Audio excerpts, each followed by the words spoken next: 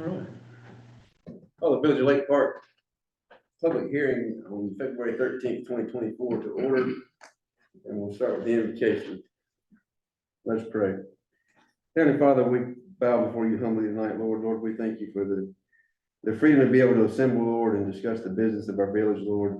Lord, we just ask you continue to guide, direct, and protect those that are here tonight, Lord, and those that are within our community. Lord, I pray for our military, I pray for our fire, police, and EMS, Lord, that you keep them safe as well. Lord, I ask you just let us deliberate the business tonight with an open mind, Lord. Lord, just let us try to see things through your eyes, Lord, as we are taught to do. Lord, again, I just pray for all those in need, those that know it and those that don't. In Jesus' name I pray. Amen. Amen. Stand. Pledge allegiance to the flag of the United States of America and to the republic for which it stands, one nation, under God, indivisible, with liberty and justice for all.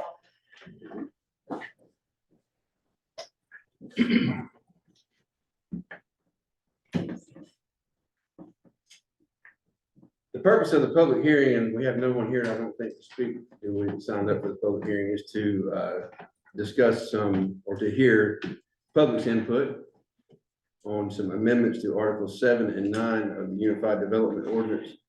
The purpose is to amend, supplement, or give greater detail to the existing terms within the UDO. I'm going to go through each change. The changes are in red on the screens. So if it's in red, it's either brand new or that it's a change to the existing section of the UDO. 7.1.5 under lot coverage. Lot coverage is the measurement of the aggregate of the footprint of one or more structures on a lot, including both principal and accessory structures, expressed as a percentage of the total area of the lot. Sheree, if there's anything you think we need to stop and explain. Unless y'all have a question. Yeah, anybody has a question, stop me too.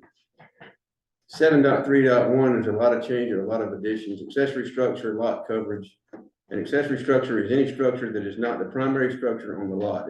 Accessory structures cannot exceed 35% of the square footage of the lot. 9.3.1, residential fence and wall standards, definitions. This is where we're finally defining a wall in the UDO. A wall is defined as a freestanding vertical exterior structure, typically composed of brick, stone, or treated wood that is used to shield view, delineate a space, or enhance landscaping.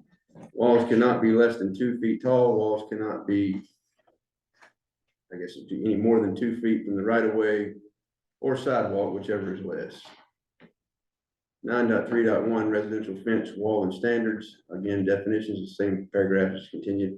A fence is defined as a barrier, railing, or other upright structure enclosing an area of ground to mark a boundary, control access, or prevent escape. 9.3.1D, design. Fences shall be constructed of rigid materials such as vinyl, iron, anodized aluminum, brick, stone, or treated wood suitable for permanent outdoor installation.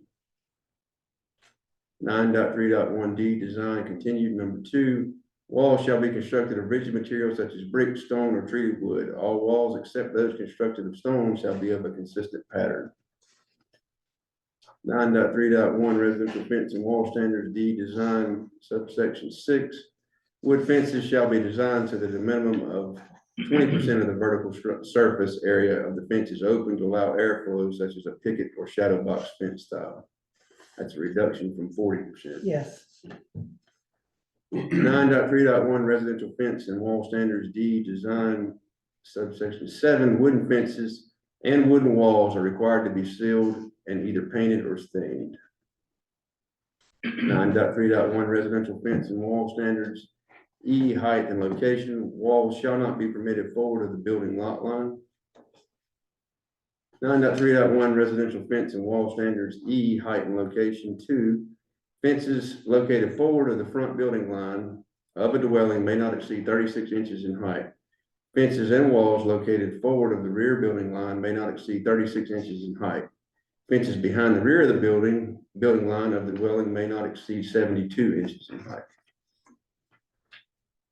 9.3.1 residential fence and wall standards, E, height and location. 3, fences enclosing rear yards may be a maximum of 6 feet in height, except as provided in item 4 below. Such fencing may not extend forward of the rear building line, except as provided in item 5 below. And just so you know, that's the corner lots where we have allowed fencing on the inside to go up further than the corner of the building. Yeah, so will allow on the inside, not on the outside, but on the inside. Just so people can maximize, a lot of those corner lots do not have large yards, so at least they can maximize as much space as possible. Yes. 9.3.1 residential fence and wall standings, E, height and location. 4, on corner lots, fences and walls enclosing rear yards along the exterior corner side lot line shall not exceed 48 inches in height and located between the exterior side lot line and the required principal building setback along the street right of way. 9.3.1 residential fence and wall standards, E, height and location. 6, unless otherwise restricted, fences may extend to the property lines, provided that they do not obstruct visibility at intersections or driveways. 9.3.1 residential fence and wall standards, E, height and location. 7, walls shall not be located forward of the front building line. Number 8, walls shall not be constructed within the storm drainage easement, which will block or materially impede the flow of stormwater runoff. 9.3.1 residential fence and wall standards, E, height and location. 9, walls shall not exceed a maximum height of 6 feet and shall not exceed the length of the dwelling. 9.3.2 non-residential fence and wall standards, A, design. Number 1, fences and walls may be constructed of brick, stone, iron, anodized aluminum, architectural split face block, or treated wood suitable for permanent outdoor installation.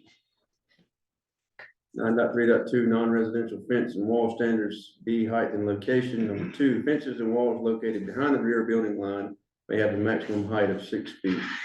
Number 3, fences and walls may extend to property lines, provided they do not obstruct visibility at intersections or driveways or encroach into the stormwater or utility easements. 9.3.2 non-residential fence and wall standards, B, height and location. Number 4, walls shall not be constructed forward of the front building line. Number 5, walls shall not be constructed within a storm drain easement, which will block or materially impede the flow of stormwater runoff. 9.3.2 non-residential fence and wall standards, B, height and location. 6, walls shall not exceed a maximum height of 6 feet and shall not exceed the length of the dwelling. Those are the changes that are proposed in the text amendment. Nobody signed up. Any public comment, questions, thoughts? Council comments, Mark? Really, pretty much it tightens up what it was before, and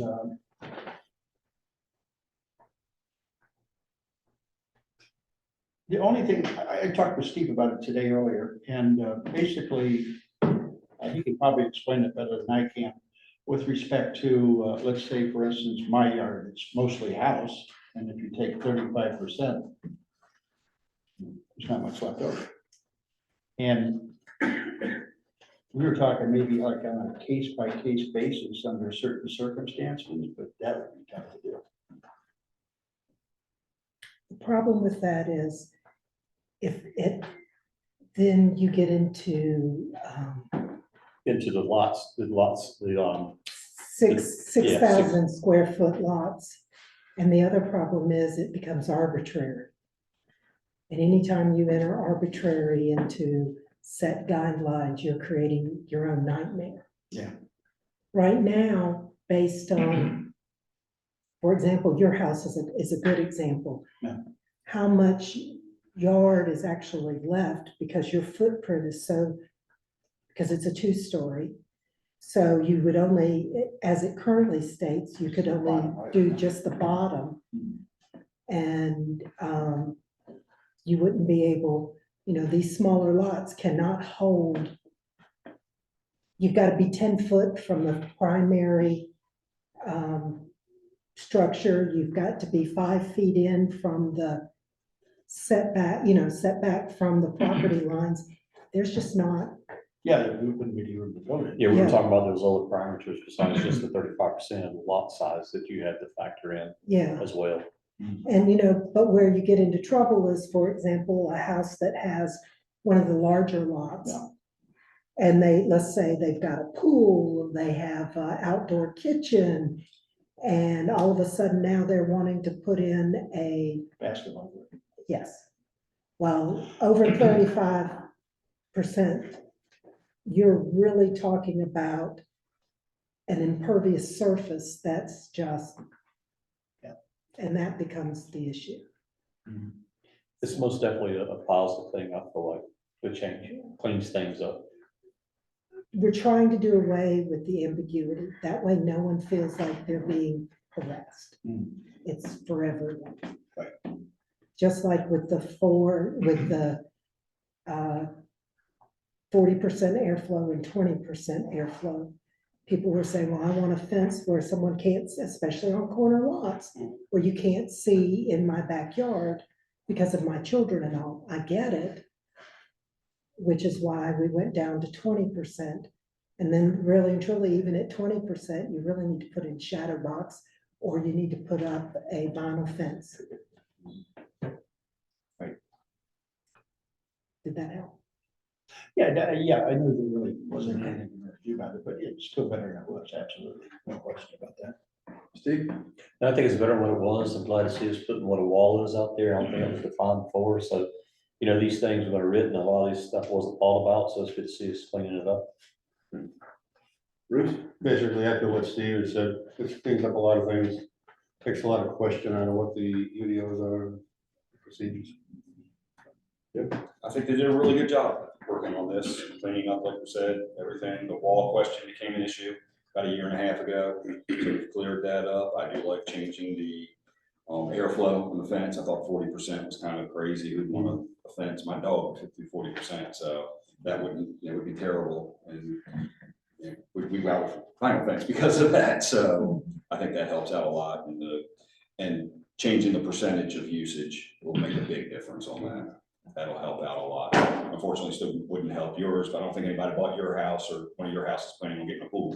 No. So I don't think they ever had that in mind there, so, yeah, I think that's, there's good, very good work by the planning board, and I'm sure the attorney.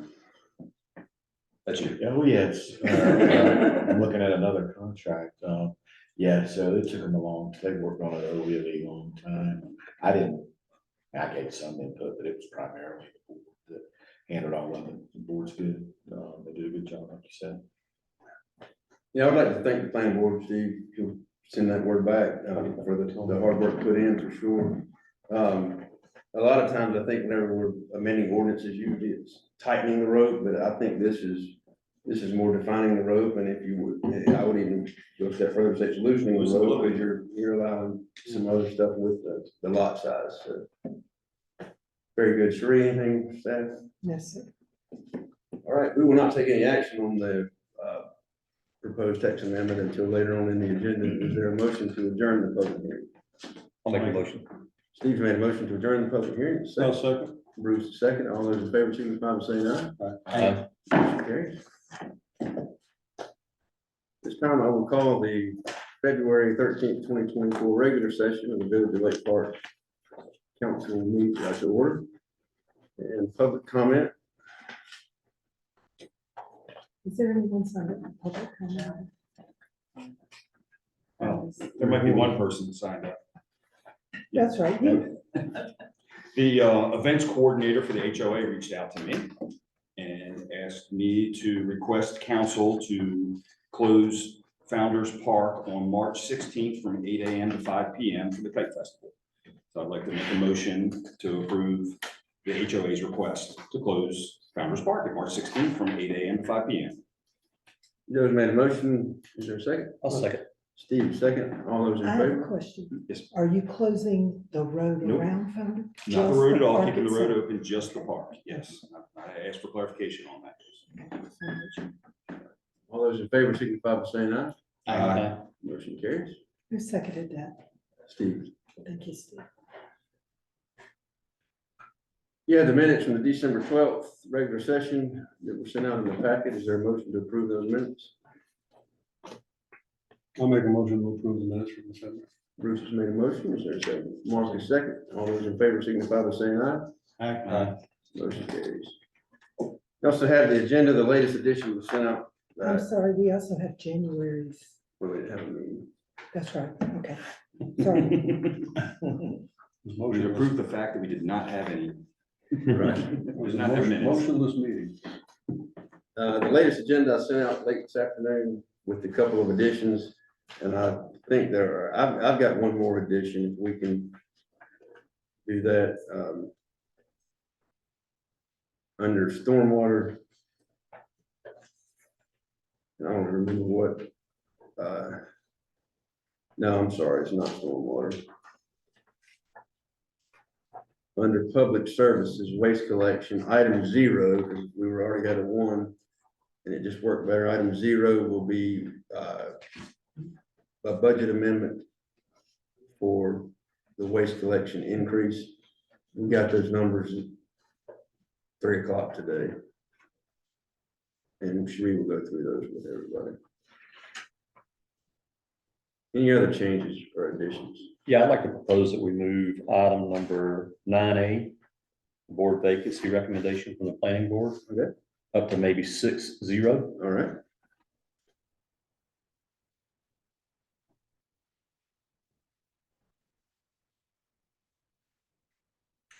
Any other? I'd like to add on 12 technology, item E. Budget for technology.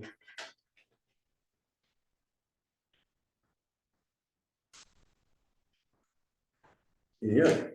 Yes, sir, I have one. Okay. Steve with Ripple Fiber is here tonight. Okay. Can we please move Ripple up? And I guess that would fall under just this, 13. It's all the way down. It's on 13B. yeah. Can we move him up? So we're glad he's here, but We'll get him, how about right after Megan? 600. There we go. All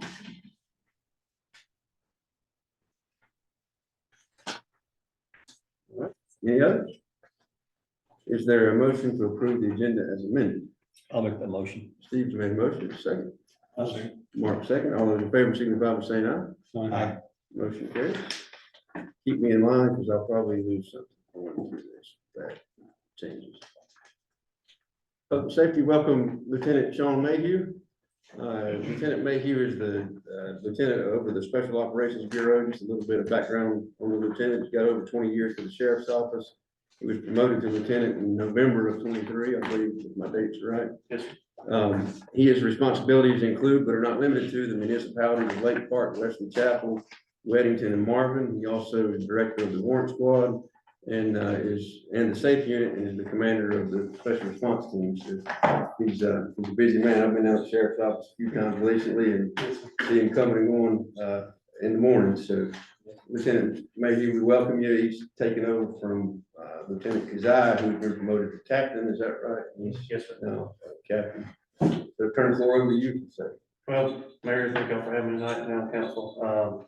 I'm honored to be here. Just a little bit of background for me. I'm a Union County resident. I've lived here my whole life. I remember when Lake Park wasn't even here. I worked with the sheriff's office, I think 22 years at this point. Before I went out to the range, I spent time as a sergeant in Indian Trail, so worked closely with Lake Park and just glad to be here. Right. One of the things, I was meeting with Sheriff Kathy last week, and he said, we were talking about Lake Park, and told him, we've had a lot of good deputies. We've got 2 really good ones right now, and I just told maybe that as well while I was up there. And Sheriff said some of the things behind the scenes they try to do are send people to Lake Park that request to come here. I know Ryan did, and try to send some people that have some experience, because they're kind of on their own until some backup can get over here from Indian Trail, which is obviously not far. There's always somebody in the area, but we're glad to have you, Lieutenant. We can do anything for you, let us know. Thank you, thank you. Absolutely. Any questions for Lieutenant? Yes, I do. First off, welcome. Thank you very much. And I'd like to echo what Jeremy said. about our current deputies. We've had a lot here, and the ones we have right now, Bailey and Hudlin, have done an excellent job. Yes. They've really had a great presence out there. Now, my name's Joe Scaldera, by the way, and I am the chair for the Ordinance Review Committee, who recently just passed the golf cart ordinance. Yes, sir. And from what I understand, there was some conversation with the mayor and the clerk and yourself about Indian Trails ordinance. When I first came over with now Captain Kazai, he kind of informed me that y'all were looking into, getting a golf cart ordinance in the town. I know Indian Trail has their own golf cart ordinance.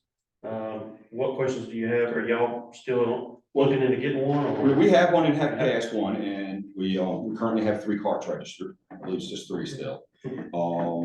Deputy Hudlin has done the inspections for those carts. That's the way our ordinance is written for a deputy to do the inspections. It's my understanding that Indian Trail is kind of hesitant or reluctant of the fact that they set it up that way. Deputy Kennery was the one that was doing the ones in Indian Trail, and I didn't have a whole lot of hand in that. He worked under another supervisor up there, but I guess the only thing I would see that could cause a problem is if you use the deputy to check the golf cart, get it into compliance or whatever, and then later on, if he has to enforce that ordinance, I could see that possibly being a conflict of interest. And that'd be the only thing I could think of. Would your recommendation be for us to have somebody from staff or council to be the inspector of it, or would you? It's working fine for us now, but we've only been through 3. This is only going on a few months. You would never really know the answer to that until somebody brought up that complaint. I'm not trying to rear that up, but if it's a good working relationship and whatever suits y'all best, we're able to do it. I would just caution you the fact that that could happen. You know, if somebody were out of ordinance on it and a violation, and then there would be a question of, well, why did you pass me to begin with? We do like the fact of having the deputies out and more community involvement, so. Yes, sir. So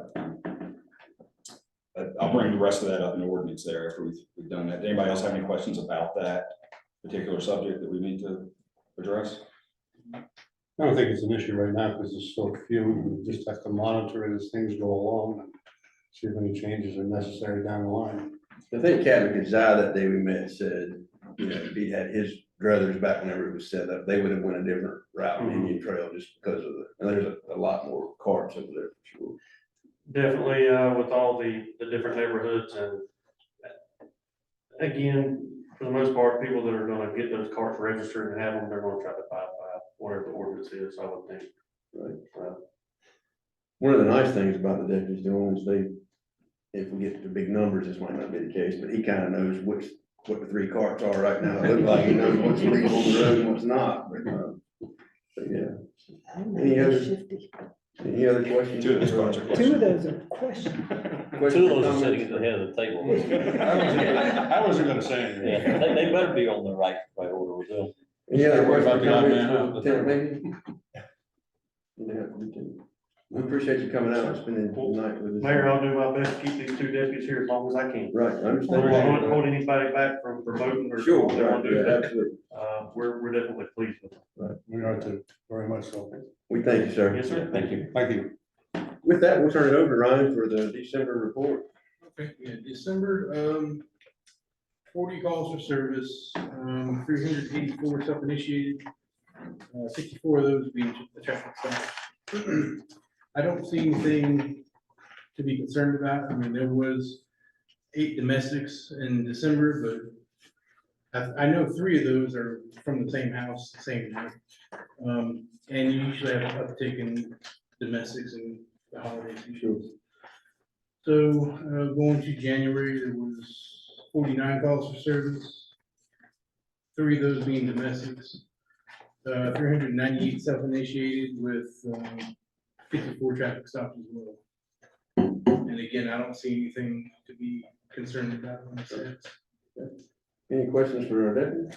Does it seem like residents or people in general, I guess, are slowing down? Yeah, I saw on St. Church today, didn't really see anything. So, stop sign that's, the four-way stop at, Mother Teresa and Conifer. Kind of keep an eye on that. I see that monitor go I live. see a lot of people will stop at the last second when they see me, so I'm trying to park a little bit further back. But, yeah. So that, I think the stop sign, I kind of need to keep an eye out for, but. Echo again, thank you for all you guys are doing. Yeah, Mark? Yeah, I have a couple things. Number one, thank you for your service. And also, thank you very much for donating blood consistently with the American Red Cross Village of Lake Park blood drive every Okay. 3 or 4 months. Yeah, appreciate that. All right. Anything else? All right. Thank you again, guys. We appreciate you. Welcome to stay. We should be out here by midnight if we're lucky. I'm not kidding. I was about 9:30 getting out of Whittington last night. We appreciate it. Yes, sir. Thank you. Happy with Thanks so much. Thank you. Thank you. Henry Bridge Fire Department stats for December, 11 medical calls, 1 fire call, 3 calls canceled en route, and no service calls in December.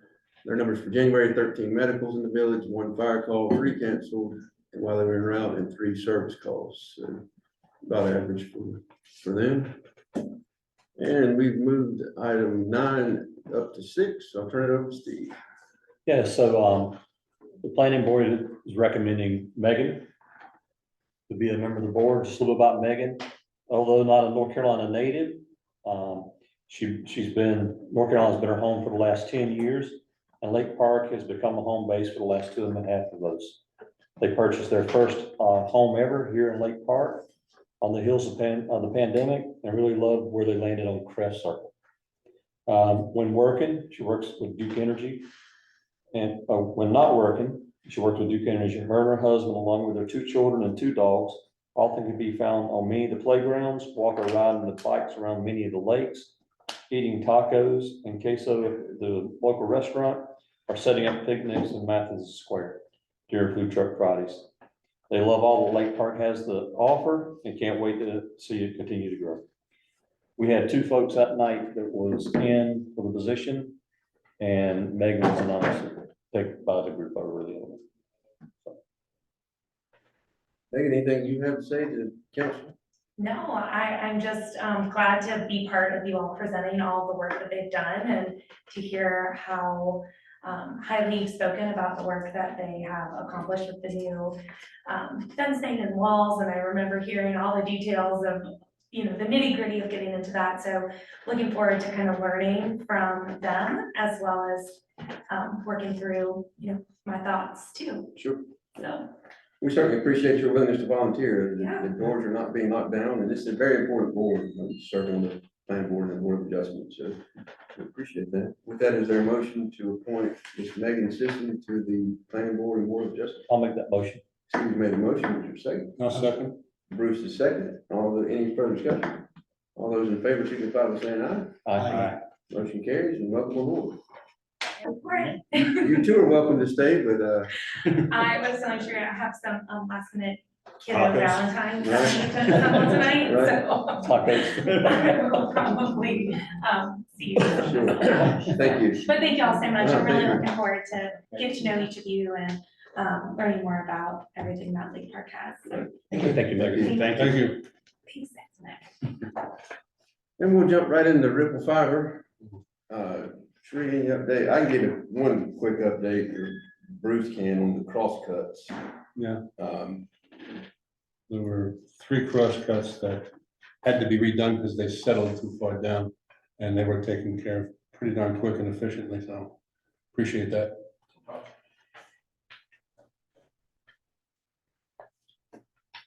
There's a photo of one of them after repair. Sri, any updates you want to give? I'm gonna get you to, we were talking just before the meeting, as you can see down at, Unionville Indian Trail Road, they've been putting in fiber. Yep. And, I guess, the gas company had to move their line or something because they were out there also earlier. But, and you'll notice there's a big yellow pole right at the pothole where people used to cut that corner if you're coming from Faith Church Road and turning.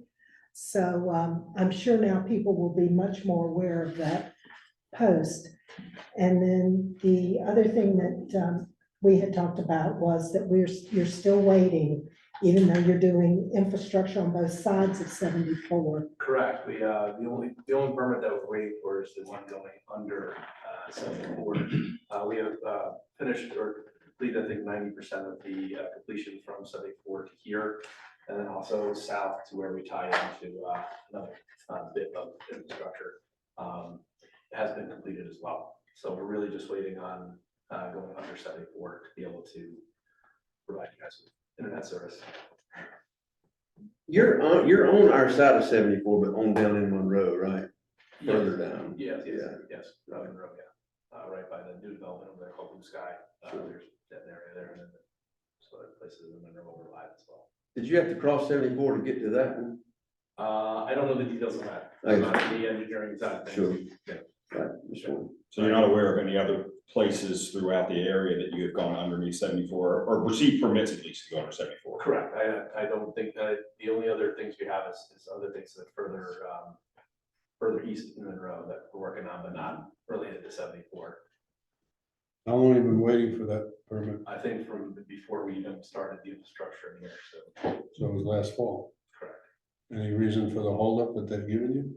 Not particularly. One of the women who works with the Government Affairs Office for our company had a meeting in Virginia just recently, and it seems like it's a commonplace that these permits take so long. And again, that's, some other players in the industry might have some more pull in other ways. Again, I don't know who, what, where, and why, but our permits and others are taking a significant amount of time. And they don't give you any specific reasons, you're in limbo. Correct, correct. And that's, we have a lot of infrastructure on the ground, and we'd love to get some return on investment on that, so it's not our delay at any shape. We're trying everything we can. We're actually looking for alternatives to do things aerially in other areas, and where it makes sense to do that. So we're looking for alternatives other than just being subterranean. And I did want to ask, because you brought up an interesting point. Yes. The going under 74 is not a local decision. It's a state. Yeah, it's like a special permit that has to be brought up at the Raleigh, so I don't know the nitty gritty on that, but that's, we've had conversations with NCDOT up in Raleigh, but it's just part of the process, unfortunately. Right. We're all waiting. But your local permits have all been approved. The local permits in relationship to you guys, yes. Yeah. There's some, I think maybe one or two that are like small little ones that have been kind of squeaking through, but that wouldn't hold us up from getting you guys live once everything works out. Okay. Thank you. One of the questions I had is, if I remember right, so they put in the conduit, but they still gotta blow the fiber, is that correct? Yes. Is that a fairly quick process Yes, or what? it's a fairly quick process.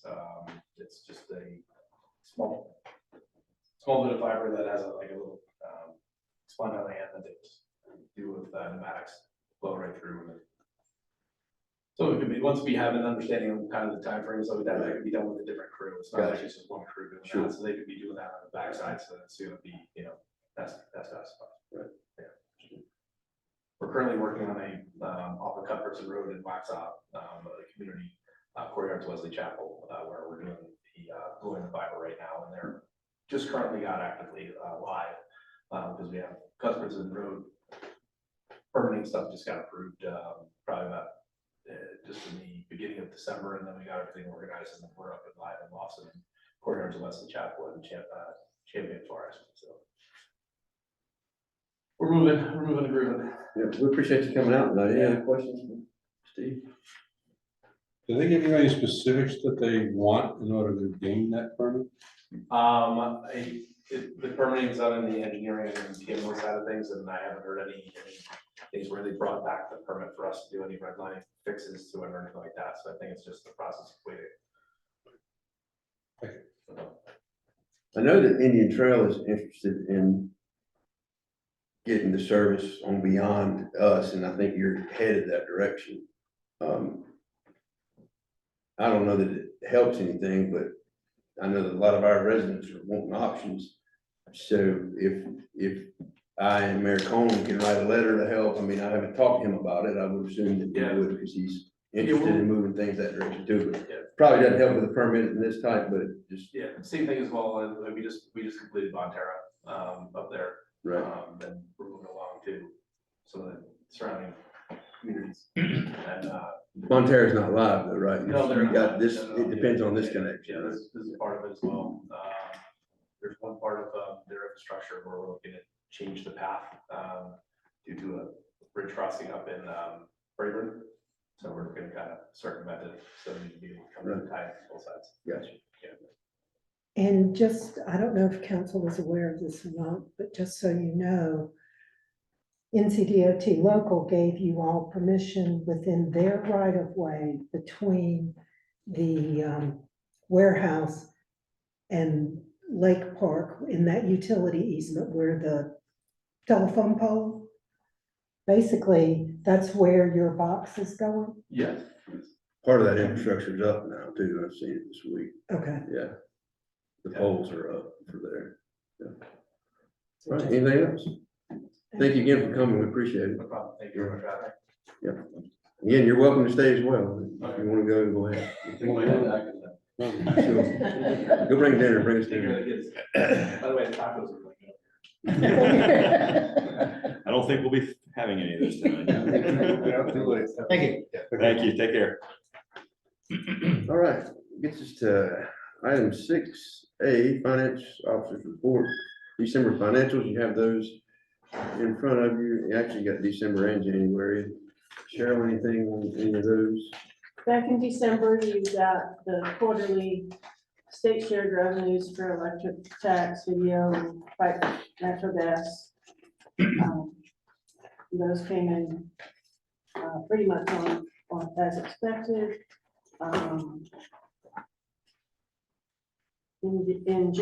That was in December. In January, we are up to 97% of tax collected, which is great. We received the PAL bill revenue. So the PAL bill revenue was over what was budgeted by about $10,000, which is good. We spent money on we paid for the election, and we paid for a quarter for the deputies.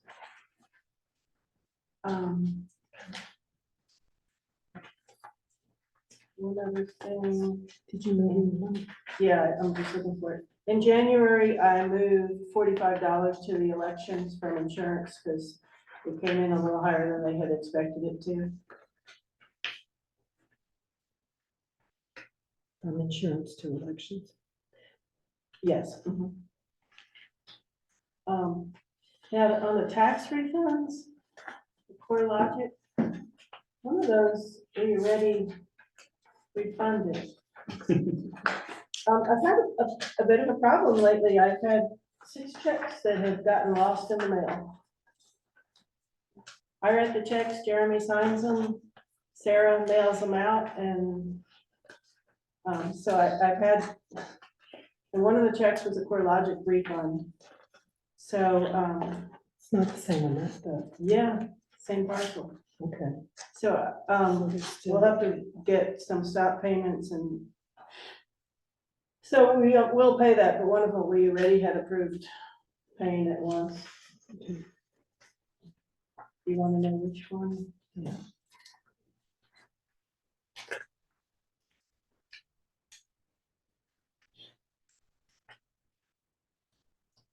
We had already refunded the 1673, I believe.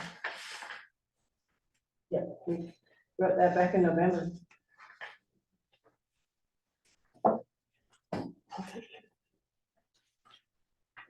For one of your checks, not to change subject, but one of the checks that were lost, was it to Truist? Yes, Was that the, okay. Yes. Truist has. That's where I went to Lowe's and declined. Mhm. Okay, let me use my card. So don't get mad at me for my card on that. We have, We've had a problem with them, and Sheree and I went to them last week to Truist. and to verify that we had paid our balance, and they said we had, and then tonight I found out we haven't, and so now they will have some more finance charges, so We're gonna work with Allison over at Truist. I'm going to see doing her our best, but tomorrow. it's a struggle. Yeah. I think there's been more problems with mail pickup. Well, Okay. well, we don't Sarah, take even some mail convenient anything to- here. We yeah. take it to the post office and we only drop it outside in the blue box if the post office is open and we know it'll be empty before close of day. Or we take them inside, and all 4 checks from December 28th, 29th did not clear. We had a check to Lucas, we had, even worse than that, we had the December withholding. Holdings. So I'm just waiting, yeah, I'm sure I'll be. Trust hearing fund more on penalties. that. Yeah. And then the unemployment check, which was a small one, and I've paid that since.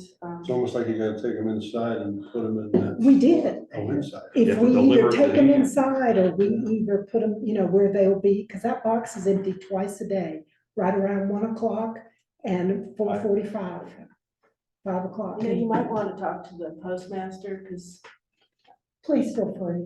I've talked to her till I'm blue in the face. It's like Knock talking to yourself the out. wall.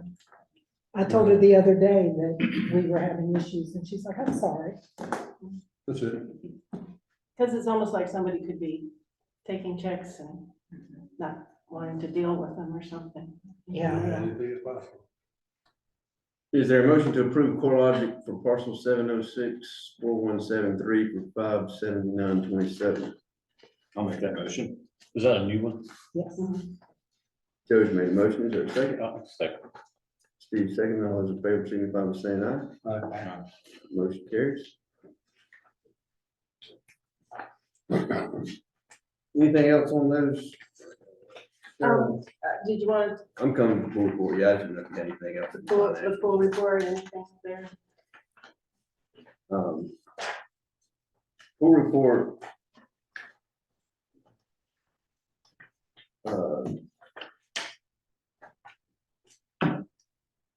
I missed the full report on the slideshow, I guess I did.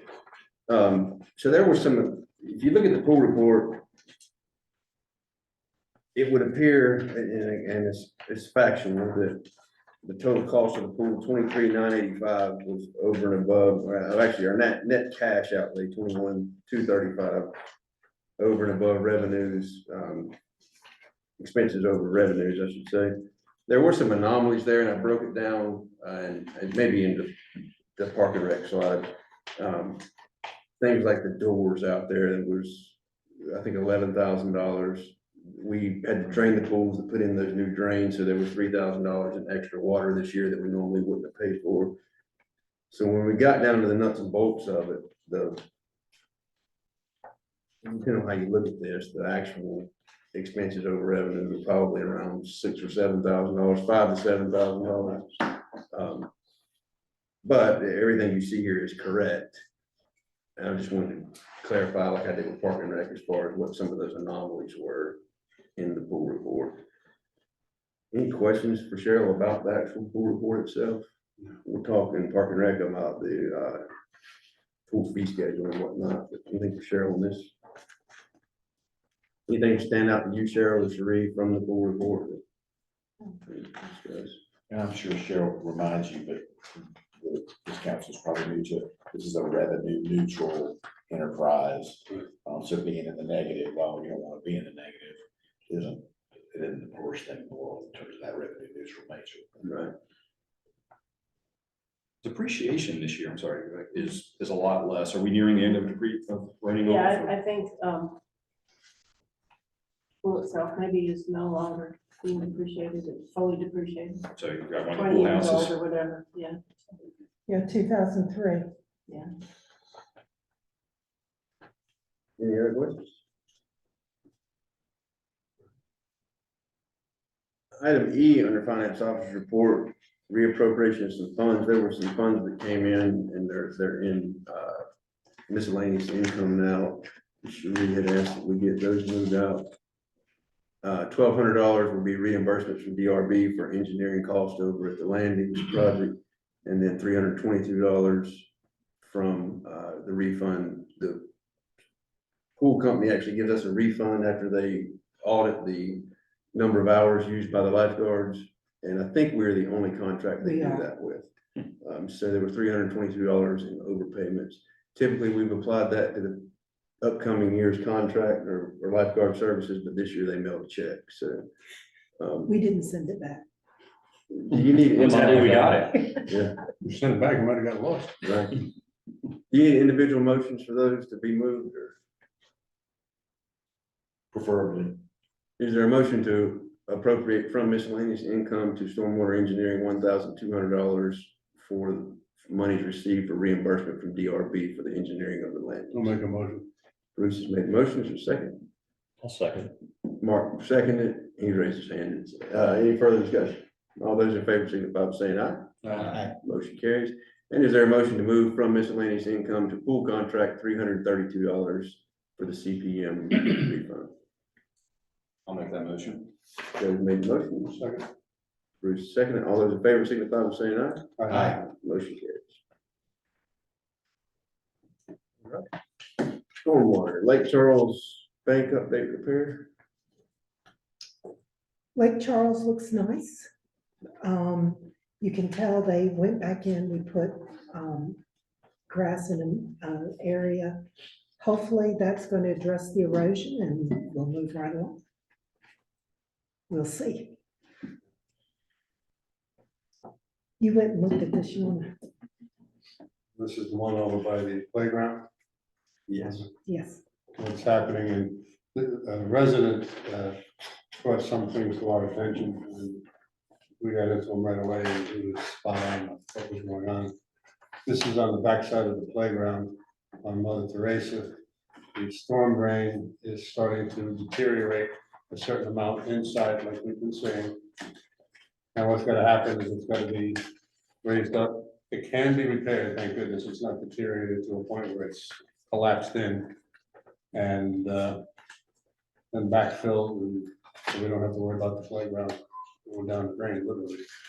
So estimate from Anchor for that was $1,850. Which That's nothing compared to what we've been paying for these repairs, so. I'll tell you, when you know, Kevin came out and looked at that, I didn't see it, Jeremy and I looked at it, we didn't see it, but when he looked at it, because they had a stronger flashlight, a stronger eye, he said the brick is starting to deteriorate, it's just starting, thank goodness. So that's where the dirt is running down, because it can't stay where it's supposed to be. once again, it's the box. Right, And so now they require you to put in a solid box, not brick and mortar. he won't have to with this.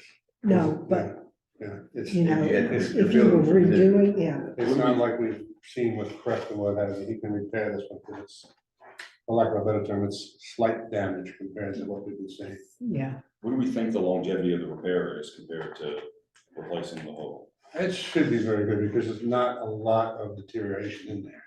You know, if you were to look at the brick, the way they run, it's like two segments, that's all, you know, it's like two, almost like a T. I guess my question is, will part of our repair stop the deterioration? Oh, yeah. Will anything to? Yeah, it will, because the deterioration is, for lack of a better term, minor compared to what we've been seeing with other storm drains. It was caught early enough to, Yeah, That might, thanks to a resident. Yeah, the resident, they called it, reported it saw the hole going under the playground. that'd be a great place for somebody to catch their foot. Right. Worse than that, we were concerned that who's gonna cave in, you know, with kids on the playground. Which would not be a very good thing. So, I mean, seeing that number compared to a lot of the other numbers that we've seen recently might make it worthwhile to find somebody to inspect more of them and look into this. I could probably talk with Kevin and see if he would get a look at one of the ones we decided to check out, which would probably be just about every one that's within the village. You know, so. and if I'm not mistaken, there's like 285 boxes on streets. You have a map of them, or list? I don't think we do, we've talked I about think this. I've got, as far as on the street, I don't know if I've got an actual list. I counted them all. When the heck did you do that? Huh? Was there nothing better to do one day? Oh, no, we needed to know.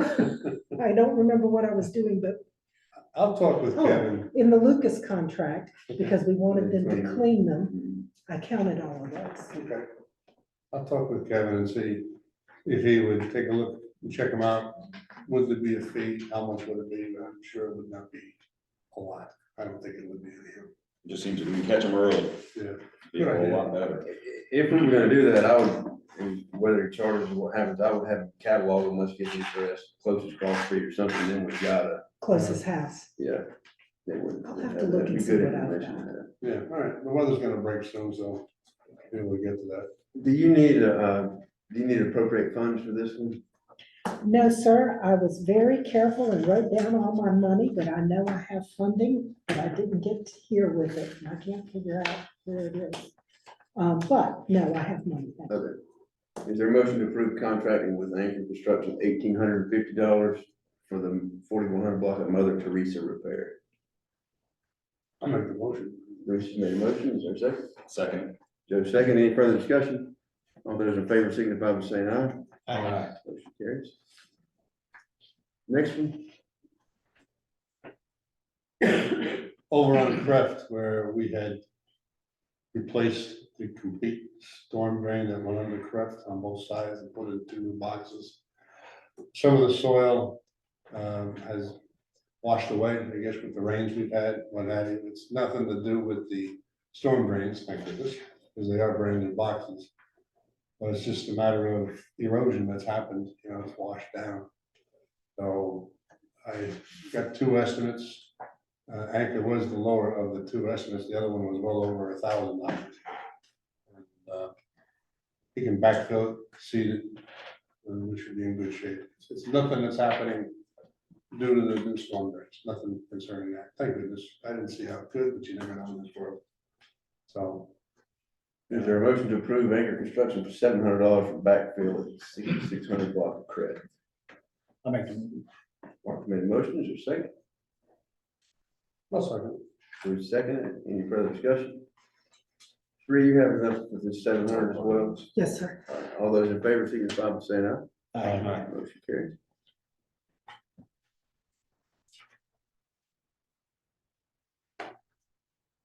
Connie's Pond erosion issue. The fun one, this one. This one is a challenge. So years ago, we rip-wrapped, put down metal, put down the chain link fence, did fabric on Connie's Pond. And it was back, we're talking 2003, 2004 to 2007. I mean, it's been a long time. And it was brought to our attention by Foster Lake and Pond that between Mr. Troll and us, the bank is just slouching off. It's just sliding Washing down. into the water. Mhm. So one of the issues is based upon what we're seeing, in order to re-slope and to fix it, we're gonna be on private property. Because we're on private property, to do the construction, the bid package, survey it to see how much, I mean, we're gonna have to ask him for, can we work on your property and address this? So we're gonna be at his side porch if we're not careful. Close. Yeah, I mean, it's quite a problem over there. So the other thing we need is a construction administrator where they'll go out and make sure we're doing everything just exactly by their drawings to prevent any other, future problems. But you're looking at $12,700 and it's done a repair. That's before repair, but I really and truly cannot recommend to the council to just go in. It's not gonna fix it to just go in and put fabric down and add. If you do that, you're just asking for trouble. We've got to pull back up and we've got to stabilize underneath.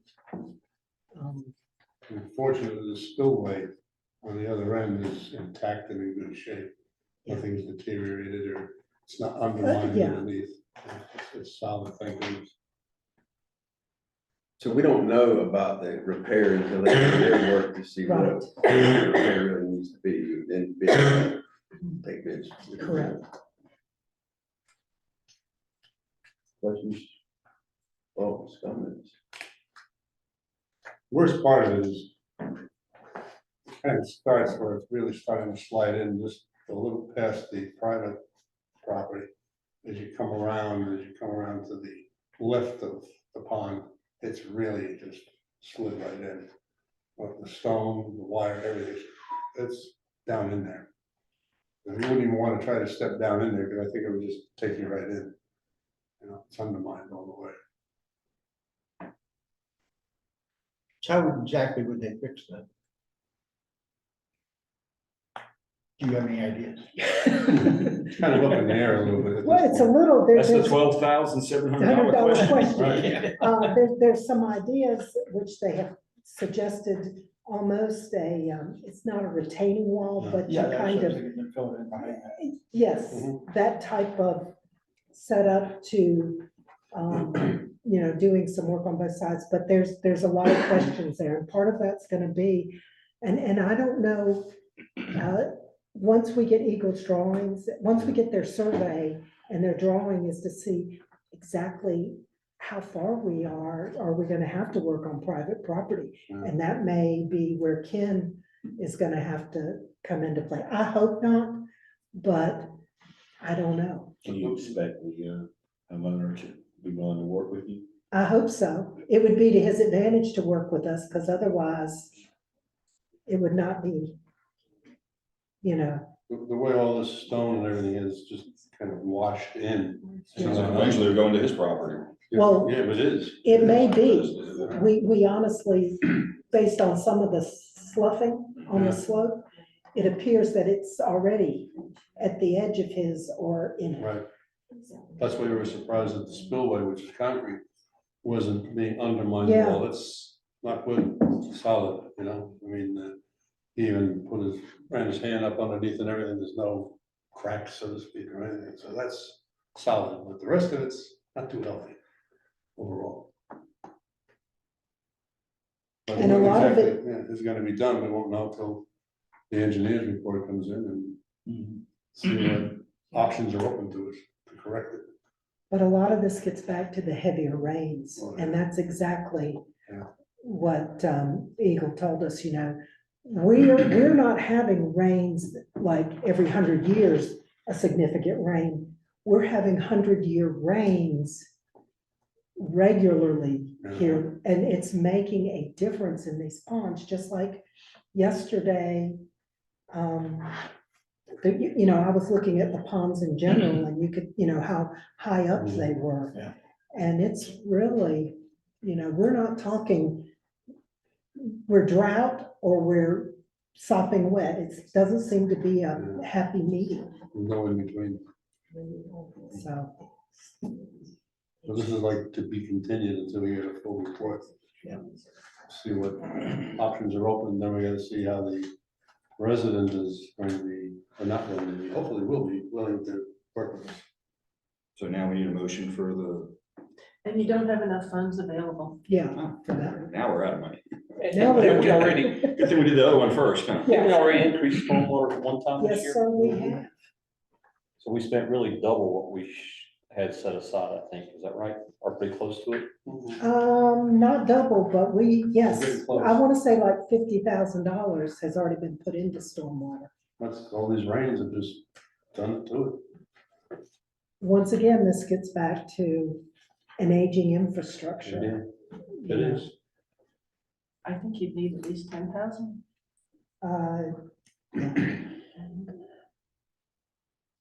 Into stormwater engineering, correct? Any other comments before we move forward? Is there a motion to appropriate $10,000 from fund balance to stormwater engineering? I'll make that motion.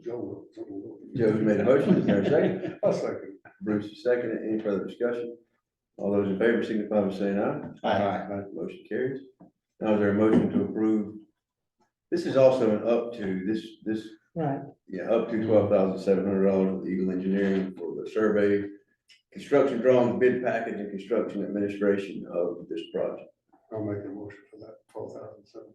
Bruce made a motion, is there a second? Also, Steve, second, any further discussion? All those in favor signify by saying aye. Motion carries. Front entrance pond, this was an addition today with the muskrat damage.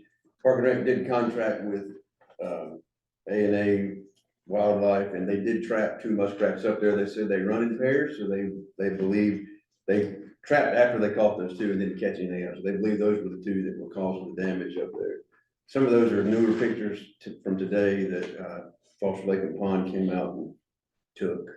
So, true. yeah, so what this is showing, you can see the muskrat holes. What you tend not to realize is these muskrat holes go underneath fabric and rock, go under in the dirt, under the fabric or through the fabric and rock. And so the bank is slouching down. So one of the reasons for such a wide discrepancy between the 2 bids is if you could just go in there and put some dirt, tamp it down, and not address the holes in the fabric and the rock. It's like leaving tunnels open. Yes, you're leaving tunnels open, and therefore, if you do that, you're gonna have more erosion going on. So these bids came in late today. Matter of fact, it was right at 3 or a little after, and I called Foster Lake and Pond and talked to them, and they're quoting bringing in equipment, pulling the rock back, following the tunnels, seeing if they can figure exactly where the tunnels went, make sure they've got them all covered, putting down new fabric. So what you're looking at is not an apple to apple bid. I would like to give Lucas just the opportunity to bid doing more than just putting in dirt and covering the holes, which I think is what their bid reflects. I don't think they were planning on bringing in any equipment and following. Their the bid is holes. like a Band-Aid, Yeah. but I don't And think they realize it. I don't either. I think that's just a lack of understanding what's going on. But, you know, that gets back to Foster Lake and Pond being our stormwater management company. So I would like to request a bid up to the 3770 and then talk to Lucas and see what they think. But we know it would not exceed the 3770. Because I'd also, the other thing we begin to fight is it's got to be dry enough for them to get some equipment down there. And yet we want to get some grass planted before it gets too dry. So, Foster Lake is also talking about removing, for lack of a better word, contaminated dirt, bad dirt, yeah. bad dirt, so it kind of takes away from any wildlife wanting to go back in there. You know, no matter how you cover it up, and they'll bring in fresh earth and Well, go from bad there. dirt won't compact. Right. So, that's the problem with it. And that's why you have to remove it or have to go deeper to address it. Any other questions on that? Did you have the monies in stormwater for that, or does that need to be appropriated to the stormwater fund? I'm sorry, guys. Not your fault. That's an appropriation. Is there a motion to appropriate $3,770 from general fund to stormwater? And before we go run with that amount, do you need more than that? Because you just approved a couple other items. No, these two, the 1850 and the 700 are good. Okay. And so the only other expense I have is, it's already come out of stormwater because I had to order doggy bags. Sorry. We were too low for me to let us get any lower and not be able to fill the pet waste station. So I ordered those and Cheryl wrote the check. We paid for that in January. Yes, so we've got that. 10 cases. Do you want 3770 or 4,000 or? 37.70. All right. Is there a motion to appropriate $3,770 from fund balance to stormwater? I'll make that motion. Mark made a motion. Is there a second? I'll second. Bruce second. Any further discussion? All those in favor signify by saying aye. Aye. Is there a motion to approve a contract with either Foster Lake and Pond or Lucas Landscaping up to $3,770 for the repairs to the front entrance pond? I'll make that motion. Bruce made a motion. Is there a second? Just got a quick question. Do we want to go ahead and make that motion until we see what Lucas is gonna come up with and then review it at the next meeting? Well, my thought is if Foster Lake Pond said this is the way they'll do it, Lucas said this is the way they'll do it, I would go with this one because it's a whole lot better product than this one. Still gotta give Lucas a better chance. If they go in, if they come in at 39 or 4,000, we're not gonna do it with them, and, you know, it'll be Foster Lake and Pond, so. Right. I mean, they seem to be more on the ball with this type of situation anyhow. Tim Foster. All right, so Joe made the motion. I'll second it based on that. So the motion is to approve up to 3770 for the repair of the front entrance pond. Correct. Yeah, regardless of who. Any further discussion? All those in favor signify by saying aye. Any opposed? All right.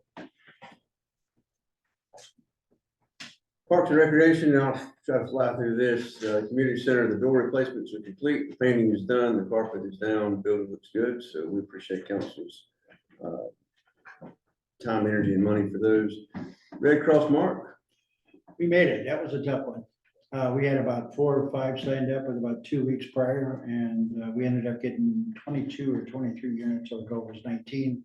My wife and I put up 3 $100 prices for it, and that seemed to generate some excitement. But needless to say, we're not gonna do that every time. So anyhow, we wait for the next one and see how we do. we are requesting council action on the clock tower fountain motor. That's on this clock, of this end down here. You probably noticed that it's off. The motor itself, the electric portion of the motor is a motor and then a pump. The electric portion is out. The pump is still working, the motor is out, $575. Park and Rec had a pretty long discussion about what to do out there. John Corzine recommended, and so Park and Rec approved up to $1,000. John thought we could get a pump and the motor, replace the whole thing at one time for $1,000. The quote on that came back with an estimate between $1,800 and $2,000 because you can't purchase that exact pump motor combination. So it had to be replumbed as well down in the pump housing or down in the pump vault.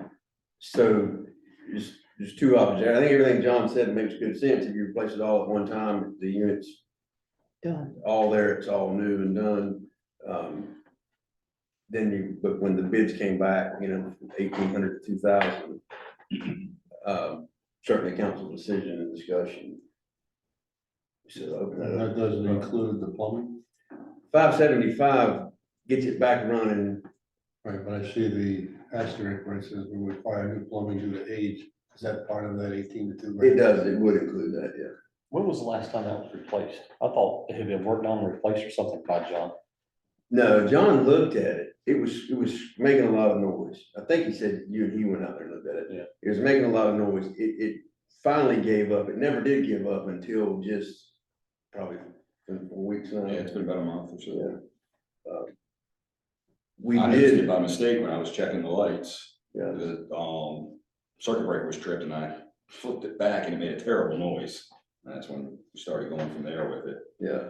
But now, yeah, I've been a little bit a part of this one too, since it's part electrical with it. And from what I remember, and correct me if I'm wrong, Jeremy, Carolina Pool Management actually recommended doing just the electric motor. They said the pump's perfectly fine. There's no need of replacing that. That's correct. So I would think that without having to do, well, and the other part that I know too, is when we look down at the pump, the way the plumbing is in there, there's not much left. Like it's been cut before and added on to, and I would have a feeling that it's probably gonna get worse than that too. with that being said and saying what they recommend doing and, you know, a bolt up repair as opposed to doing a lot more work, I'd recommend just going with the motor the way they recommend. You're saying you think you can get more than 1,800, 2,000? I would imagine that, you know, you get an old plumbing like that that's been worked on, it'll be something else. It always is. We know that when we had to fix the water here that time. You know, it ended up, there was this, that, I was reminded of that when I looked out there and didn't think about it when shrubs were there, but you can see the line that comes through there that we had to run, so, you know, it's just, to me, I think, you know, not to just say that the Parks and Rec made the wrong decision, I think with more information from Carolina Pool Management, I think the right way to go is just replacing the electrical part. That's my opinion. Yeah, makes sense, otherwise you're gonna probably end up deeper than it shows. Mhm. Steve?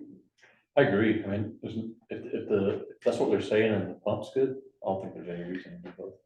No. As they say, if it ain't broke, don't fix it. Yeah. Especially right now, everything's spending stormwater. Okay. Mark, yeah? I agree. Is there a motion to approve 575 for CPM to replace the motor? I'll make that motion. Joe's made a motion, second. Second. Bruce second, all those in favor, signify by saying aye.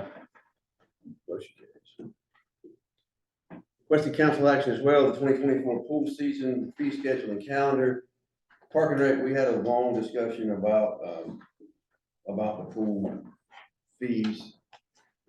Taking into account the anomalies and all the other stuff we talked about here. Got a large sheet that we go back and forth on.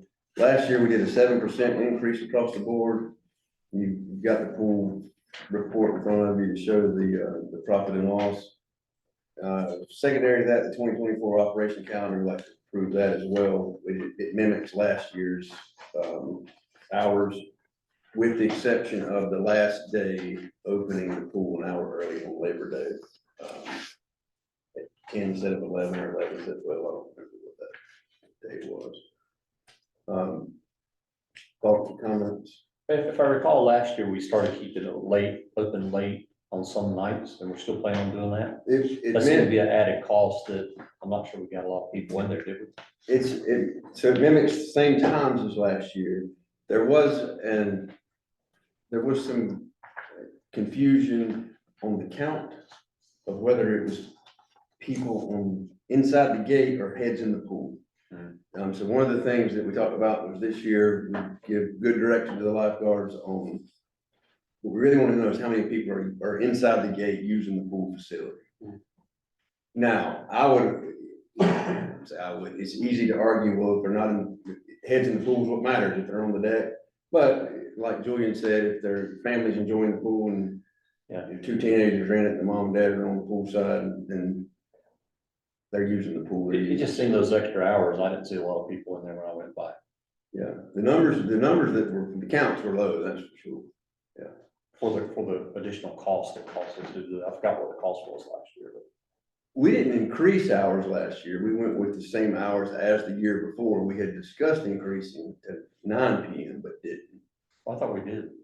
No, we were. On Friday, I think. On we Friday. did. Okay, on Friday, Saturday. Friday, We Saturday, did. Original time was 10 when the first time the right, lights went and up. we reduced it Yeah, it was to like 2 9. years ago. Yeah, And then you reduced it to something 8 or whatever, and then last year we went back up. We did go to Friday, Saturday until 9. July 29th or sometime in there, which will be.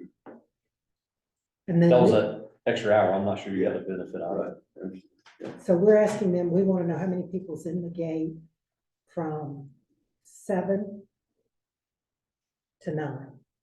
So when they do their counts, I want them to do one that's, anyone that's on that pool deck.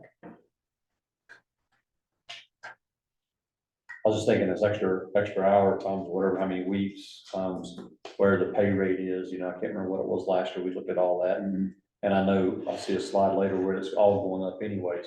How can, we're not going to increase pool fees, so how can we eliminate some of the costs? Yeah, and I'd like to talk about that, about the pool fees part.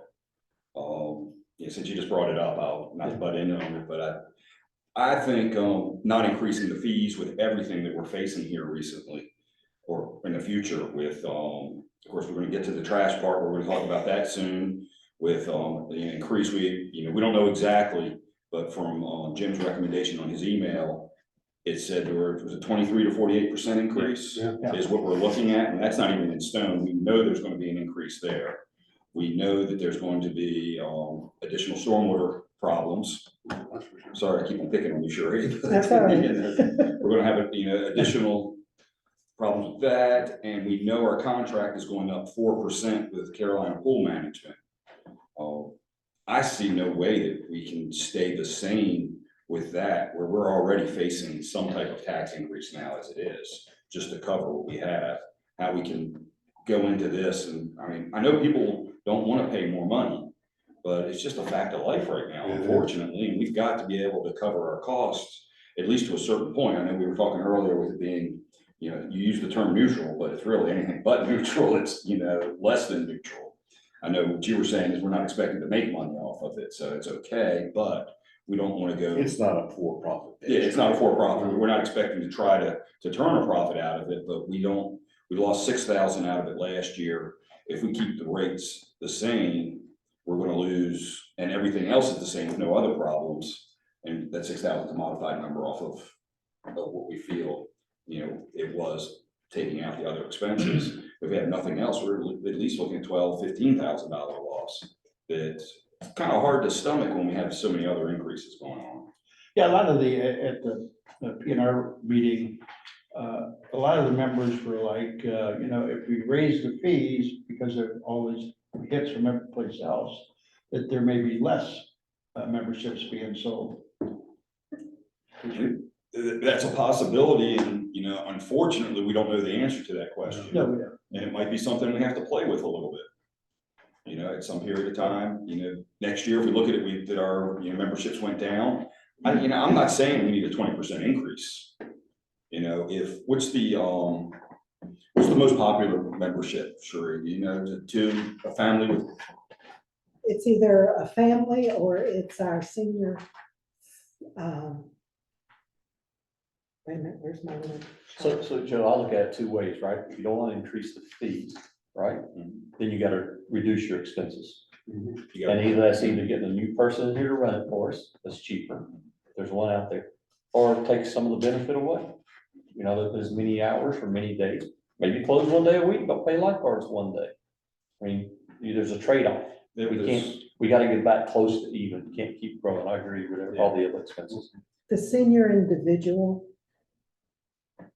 between the senior individual and your family.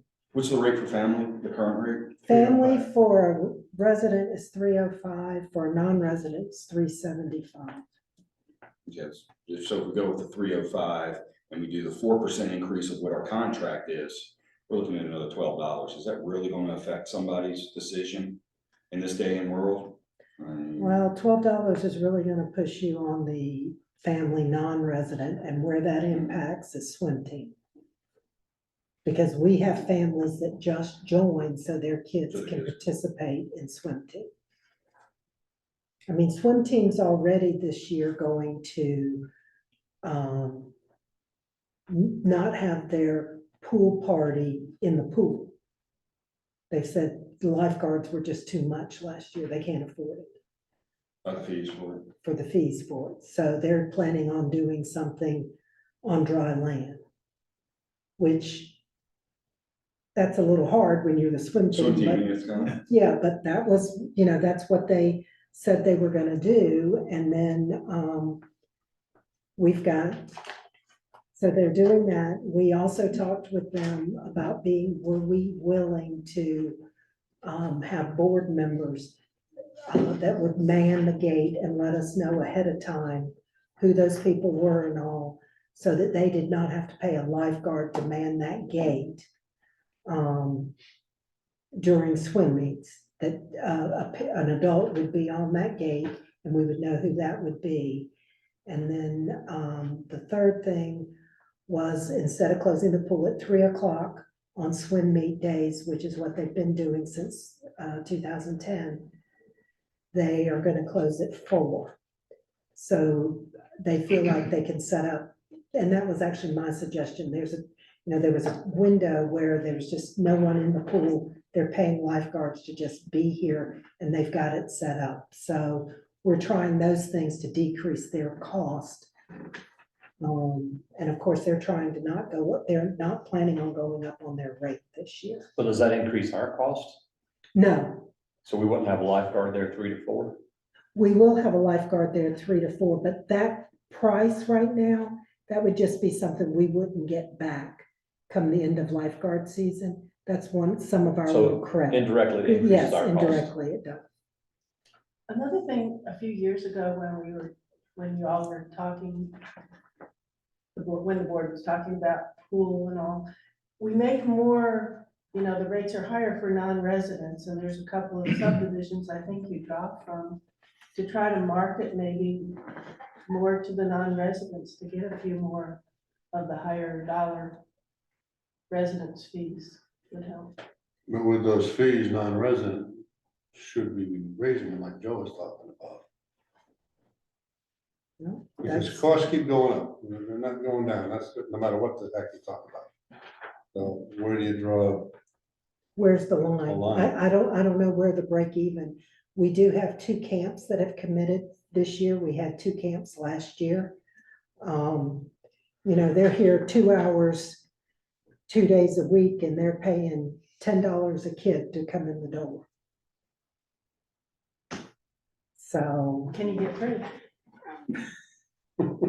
Just because Joe asked the question, so there was 288 total memberships last year. Of those, 255 were paid because some are free, the senior 75 plus are free. Family, there were 113 resident and 26 non-residents. And then Cherie was spot on, senior 75 and older.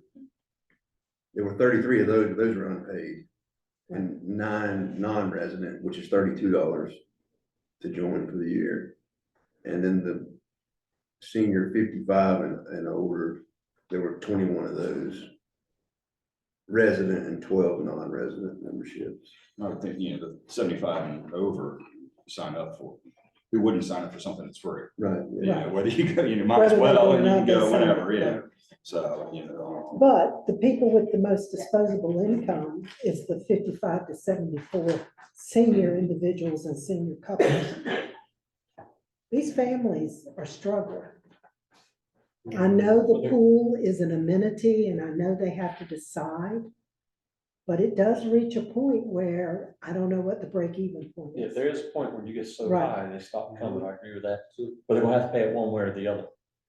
They either pay it in the pool fees or you pay it in their taxes. Yeah, for residents, that is. And that's all the correct. residents paying for, you're paying Right. taxes and, you know, no increase when it's warranted for, Something they're not using. you know, something and, yeah. But it does impact your house value because having a pool that people can join is an amenity that you cannot measure the value of.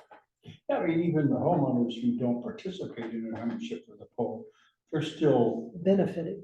benefiting because we have a pool in the community. It helps the house values, et cetera, et cetera. So the other option is how we reduce expenses. I still go for, I mean, if we don't do 4%, you know, the last year was a 7% increase, this year go 3%, averages out to 5. I still go for increasing it. For one, it's something you can get away with right now because everybody's expecting everything to be more expensive. You know, period. I see it every day. I deal with customers every day that almost all of them, when they say that, they're like, how much? And I'm telling them, wow, that's a lot. Everything's more expensive. Then don't drive your car. I mean, it's what it is. Everything's more expensive. Our overhead's more and, you know, it's. Even going to Auto Bell car wash, the $8 car wash is now $9. Everywhere you go. Drive through, everything is. Would it be better to take the hour off on Fridays and Saturdays and raise the rate? You might have to do both. Well, If you look Makes at the, if you look at the, season pass fees, last year you increased rate 7%, right? Your revenue went down. So it went from 65.7 to 64, slightly less than 6. So you may be at that point where increasing rates will decrease revenue. just announce it. So then go the other route, maybe, like Steve says, cut back on expense by cutting hours. Just gotta figure out when. I think people would be more inclined, at least in my left-handed opinion, to keep paying at the same rate. And then understand, oh, the pool's not open, I'm just going on a date, Monday afternoon or Saturday past, just to go with it. If they can still have the pool at the rate they paid in 23. How much would you actually save by closing the pool on Mondays? You're saving the labor of the lifeguards. Labor of the lifeguards is it. Because you've still got your chlorine that has to go in, you've still got your, And the lifeguards for a day, for a Monday would be ballpark. You figure, what's the average, they make $12 an hour? it doesn't work, but figure about 25 by the Well, time they take out and with holdings and everything they have to do. For $250 a day. How many lifeguards are there?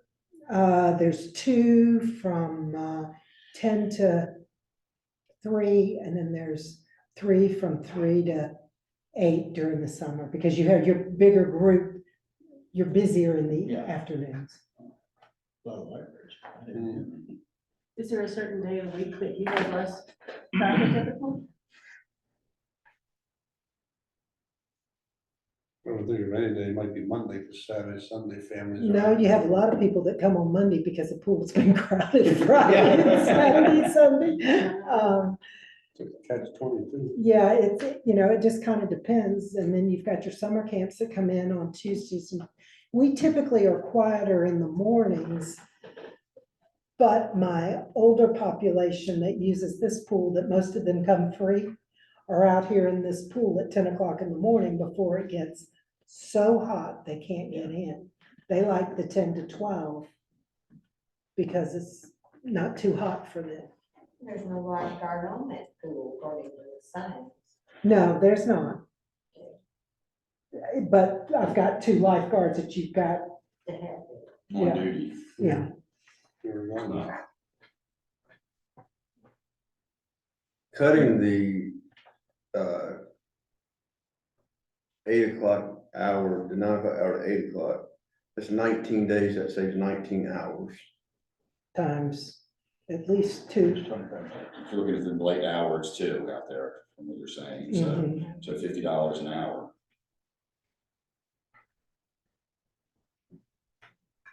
$950 total. What's 4% of our contract?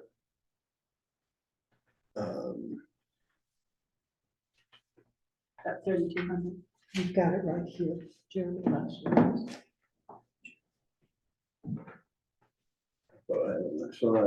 got it in the CPM stat. Sorry. Yeah, but 4%, I don't have it, he wants to know what 4% of the contract is. Yeah, the new contract will be, that's what they need. Don't tell me the difference. The increase from Oh, I'm previous. sorry, I'm No. sorry. No, it's 70, we're paying 70, Contract value now is. it's about 30, it's about 32,000, I mean, $3,200, yes, correct. Sure. You got the budget in front of you, 79, I 4, was just 79, looking at 6. what the contract was the last 2 years from the pool. We currently budgeted 80,000 for the contract, so $3,200. And do we feel like that's the best company? Have we bid it out in the last few years? No.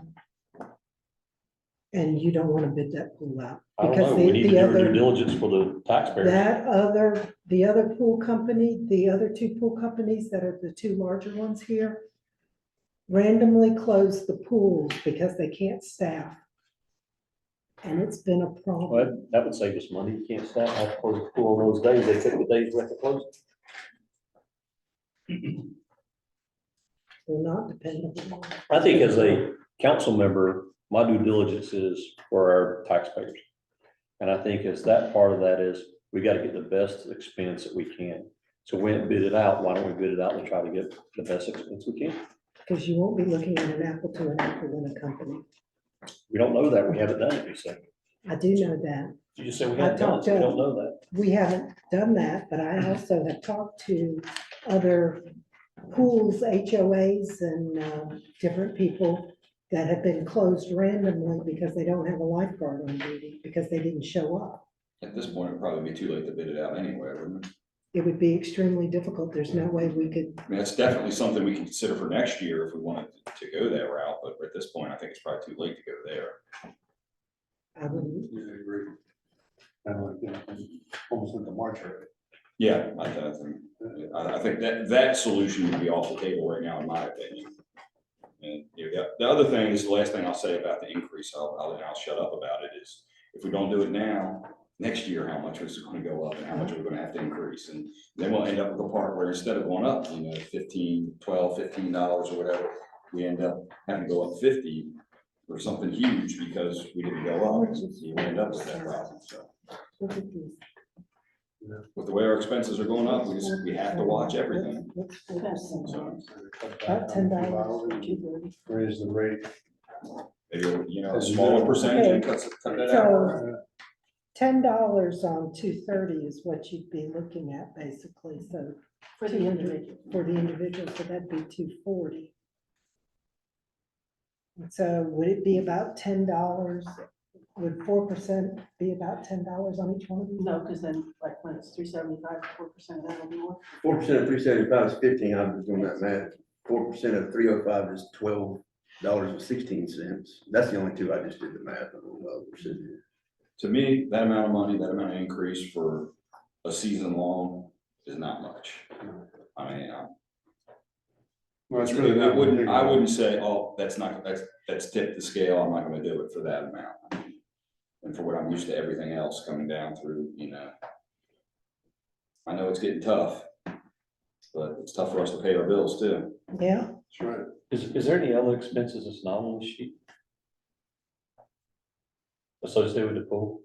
Basically, everything is wrapped in there. Now you see where Cheryl wrote that this excludes the pool covers that were 4,700. I Right. think that's because we paid those in the current, year. because we're crossing fiscal years and pool season, which makes it difficult. Right.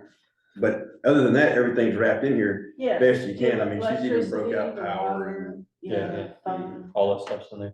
So the most expensive part of that is the pool management piece. I have a question. What's the projection on the venues to be built? Has anything been done? On the new, I think that's later in the day.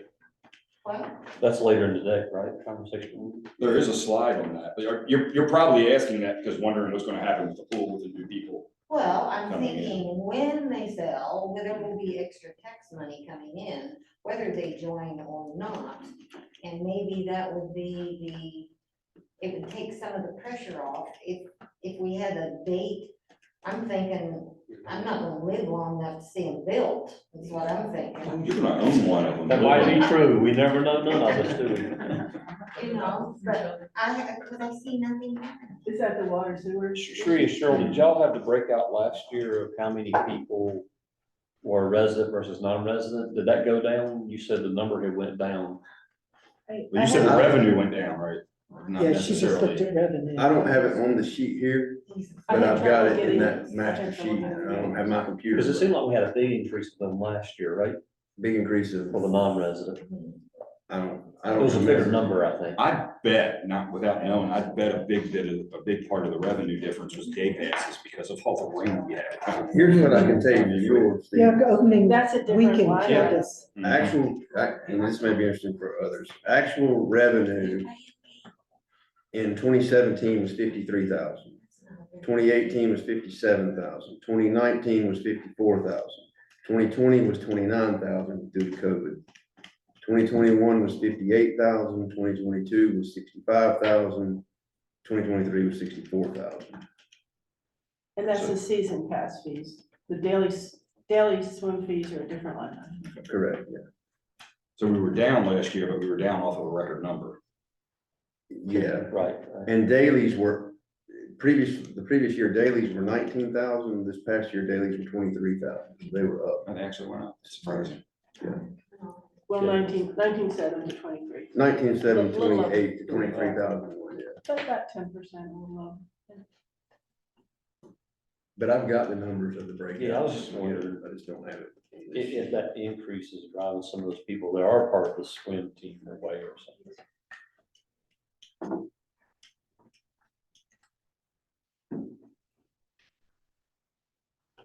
Are you getting numbers proposed or what, I mean, tell us, what are you working with? 4%? Yeah, I did 4%, or I rounded up so that we didn't have like no change, up or down, depending on how the number did. So you'd be looking for an individual, it only goes up $6, so from 161 to 167. For a couple, 230 to 239. An adult, one child, 230 to 239. An adult, two children, 273 to 284. 305 for the family to 317.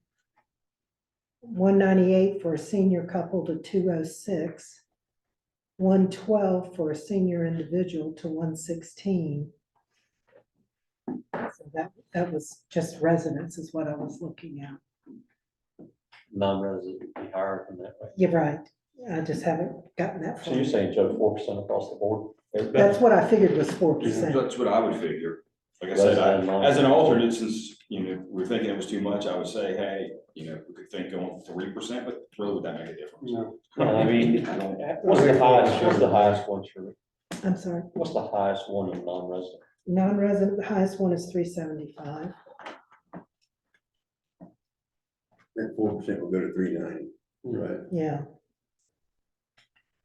What they get, Great Wolf Lodge is that, so. It's $15. It's Without $2. drinks. And it's for the whole season, like you said, Joe, it's not just a one-time thing. I don't think that's bad, 4%. No, it's not. I think it's reasonable. I don't think you really lose anybody at 4%. Because everybody knows everything's going up. They lose up the utility bills, no right away. And if you get questions, you explain it that way. That's all. Everything's gone up, everything's gone up, our expenses have gone up. But the minimum, 4% is minimum. Later here too, like I said, electrical, that's going up too. There you go. So, What do you want to do about the hours? Remain where we are, take something away? my opinion is keep the hours the way they are and go with 4%. I say do that and monitor the hours for those late hours, just see if you really get We that. could always change it. Yeah. If you go up and cut hours, you're really going to hear it. Yeah. Well, But like Steve says, if you monitor what's going on in the later hours, you can who's always. there and who's not. There's a lot of times you run by, nobody's out there. Yeah. Take that hour in the morning. Those older folks, they're not paying, they just come late. Good luck with that one. Well, the problem is you've got swim team that goes till 10. And then you've got people waiting around, some of your swim team stays, some of them go home. That's not optimal, but you could open at 11. But then You got a lifeguard sitting for an hour then, right? well, or they gotta go home or whatever. I think what Joe says, go with the 4%, and what Steve says, just monitor the late hours. And that's something that can be changed as we go along. Yeah. Any furthermore?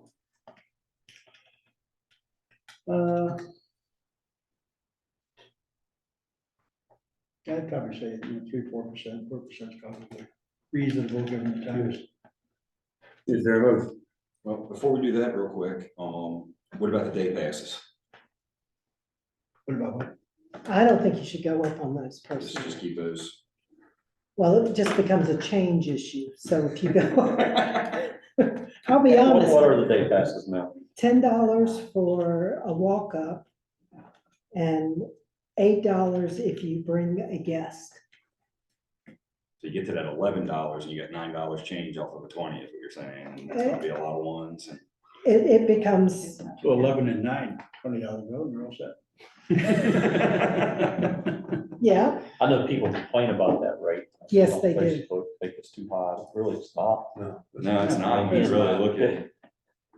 Go to Starbucks and get a coffee, $7, get a Yeah. specialty coffee, in the West, at least. Okay. Well, it's the cheapest thing you're gonna walk up with a kid for $10 to do. I mean, you go to Yeah. one of these play places or whatever else.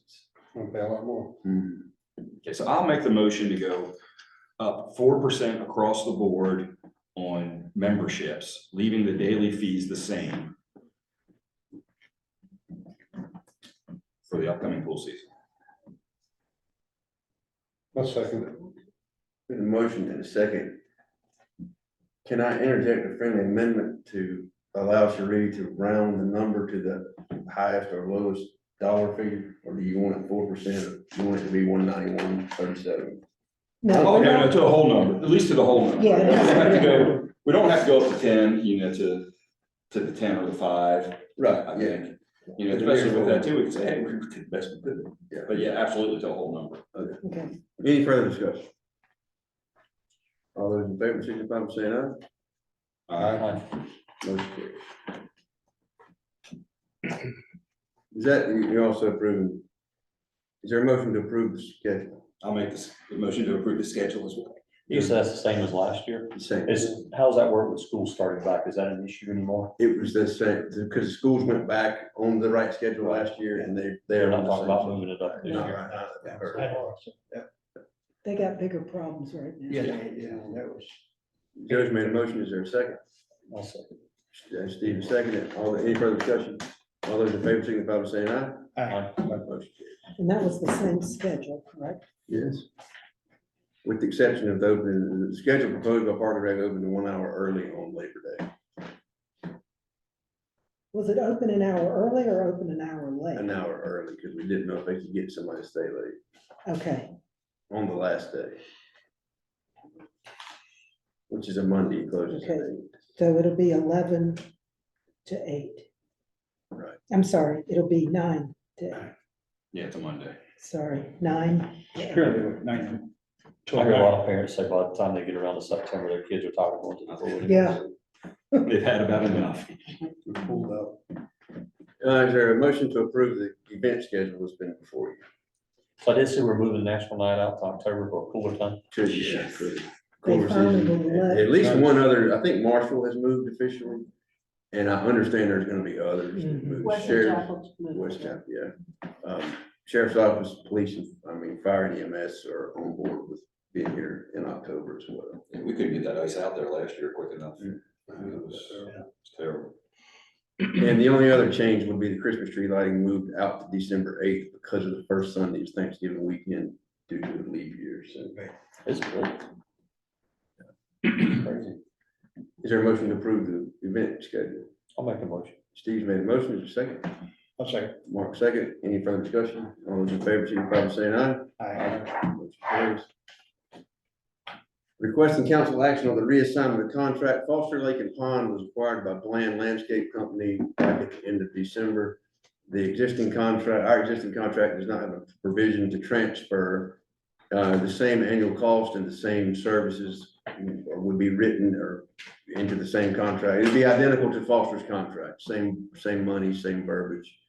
Ken has drafted a transfer You document, have it.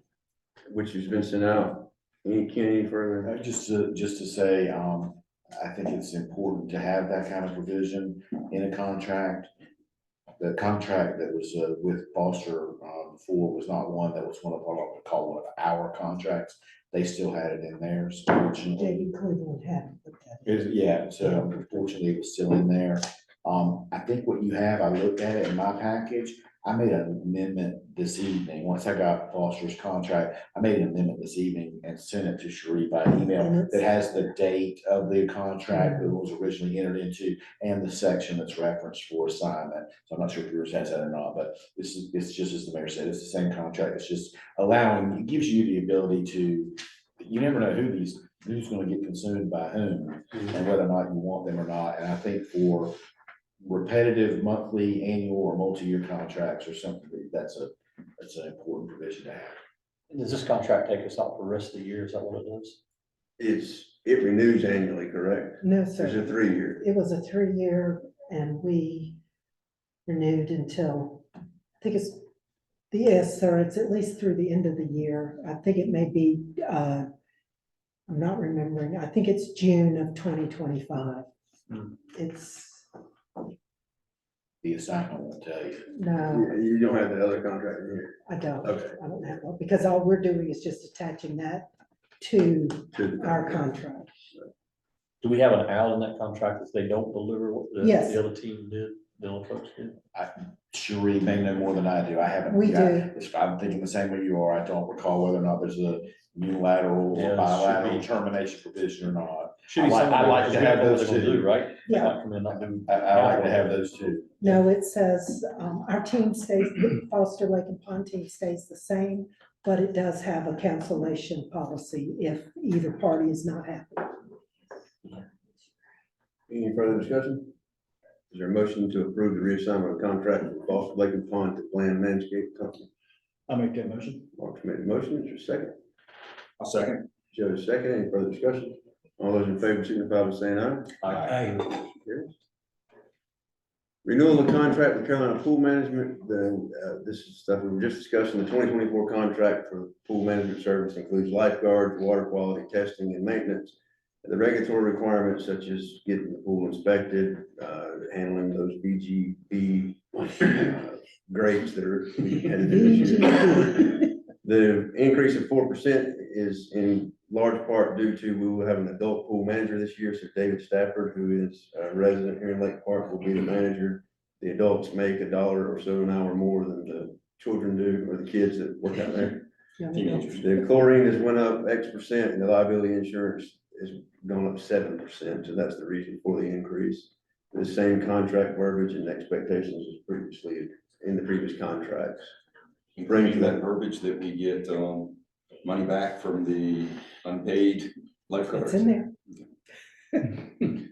I was just wondering, since you said that we're the only one. What I'm not sure of is if there's an assignment provision in it, Yeah. because I was cheating while you've been talking, Mayor, and looking through the things you have to sign, which includes that contract. To see, I didn't see an assignment provision in there. I don't know if there is or not. Y'all have a very long-standing relationship with them that's very positive. I don't want to interfere with it. I think I've been kind of thinking this evening from reviewing your slideshow tonight prior to the meeting and looking at the different contractual provisions you have going on. There's one with the Eagle Engineering. There's one potentially, I think, with cleaning this facility. I think there was another one. And these are all contract templates that haven't been drafted here. I don't want to eat up a lot of lawyer time billing you for it to look at. I think if you guys are comfortable with it, I'd like to be given some approval to maybe send a few boilerplate terms to Sheree that I think ought to be included in some contracts that might allow you to get some of these things inserted without me having to, some service providers will go, oh my God, the lawyer wants, all these different things, and might turn them away from you, which you may not want. But yet, on the other hand, I think for protection purposes, sometimes it's good to include these things. Is it all right if I do something like that? Sure. Why not? So all these items, we have to do contracts with. Can it be where the council can see the contracts in the future for approval? Well, absolutely. I know you have them or have to draft. Right. Like, I didn't realize you had to draft contracts for the painting and all that until we got into that. So it's like, I saw those, but the other guys probably didn't see those. Well, that's kind of my fault to some extent. I say fault. I don't know if you look at it as Yeah, fault or no, not, it's which is fault. I'm saying, I'm always encouraging. Yeah, I just that learned we through should that do process. that. We had to do it. I think the mayor It's about even. the same time I learned it. Yeah. Because I think one of the first things the mayor did when he became mayor was reached out to me and said, do we have to have all these contracts for all these things? And of course, I gave him the lawyer answer, which was, you don't have to have them, but I sure would like it if you did. Yeah, it's good. And then he started out drafting as good as I did, so, But I think it's good to try to, and maybe we can start to incorporate some of these things periodically into these agreements. Makes sense. We did something in Lake Park. We had our attorney, In Wesley Chapel. I'm sorry, in Wesley Chapel. When we had our RFPs, it referenced the contract right in there, which, the standard. The types of kind of the kind boilerplate of things, provisions. Yeah, the boilerplate. That Yeah. are required or as a So prerequisite that for once they contract. bid on something, then there was no. big Maybe that deal. comes up later Yeah. tonight when they're talking then about. it your saves waste attorney funds and time. stuff, Maybe, Cause you Yeah, don't have sure. to look at everything. Right. you know. sorry, I took up your No. momentum, No, your momentum on things. I don't know if y'all got to, I've got you off track, I'm not sure if you renewed it or not. We have. Okay. Absolutely, to answer your question, Steve, is any of this stuff that anybody wants, it's available and we'll get it. And I think just in the past, the pool contract, it just went to Park and Rec and then Park and Rec approved it, came here. But absolutely, council should see it, so no problem with it. No, I knew it wouldn't be a problem, so we should see it. Didn't realize we had those things. Makes sense with the way everything is going up. Yeah. Is there a motion to approve the renewal of contract with CPM for $82,600? I'll make that motion. Joe's made a motion, is there a second? I'll second. Bruce second, any further discussion? I'd just like to think next year, if we need to Oh, yeah. look at some other companies. I know it's too late this year, but just take a look and see under the, Sure. do our due diligence around that. Can start in November. Just do our due diligence. It might be the cheapest one, we don't know. The pool contract runs, It runs January to December. They run on a calendar because of the way pool season falls. My limited experience says, We it's don't hard for need you to that do done. that, but I think your issue is gonna be finding people that do it. And there's a finite pool of companies that do this kind of thing. Yeah, I'm only thinking of 2 others. all right, this motion is second, any further discussion? All those in favor, signify by saying aye. Motion carries. Plus their increase is only 4%, compared to trash and everything, I was considerably more than. Right on to another contract, requesting council action to approve a contract with Mint Condition Cleaning Service. The current provider that the village has been using has not done a great job. Cherie and Sarah have lodged complaints with the company. The same issues continue to exist monthly or weekly, I should say. The current provider, we're paying $230 a month. Mint Condition would be $350 a month. There is money in community center maintenance. The contract value would be $4,200 for the year. There are dollars in community center maintenance that I think can cover this increase for the remainder of this fiscal year. From some painting monies and whatnot that were put in there, so, I don't know much about it. You've got the contract in the packet here, I think, for Mint You Condition. do. Cherie, you want to speak to? Before Cherie speaks to it, do you mind if I do? No. Which is to say that in that particular contract, I really would like for you to insert some terms into. I saw what the general terms and conditions are, and they're very limited and they're kind of small, and there's some things that I would prefer that you have in there. I don't know what degree of time is of the essence related to this. It may be urgent, I don't know. You got a week. Okay, give me a week, stay right on behind. But Sorry, there are but some I'm- conditions that I think really need to be in this contract. You're talking about, I'd like an opportunity to reach out to some colleagues to see if they have any suggested terms. And there may not be any, but that potentially like you're giving people access to this facility off hours with nobody in it.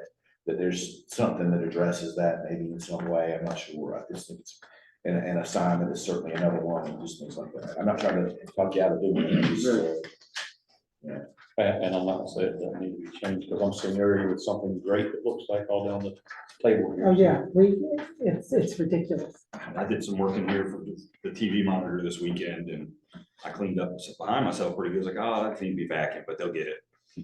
They didn't. I was on my hands and knees last night picking up pieces of drywall. Would you be okay if they approve the contract conditionally upon your? yes. If Mint Condition doesn't accept it, we just have to, We'll find someone else. yeah. Or negotiate or I whatever. don't think anything I'm gonna suggest is gonna be what they're gonna say on that. Right. Any other discussion on that? Is there a motion to approve the contract with Mint Condition for cleaning services?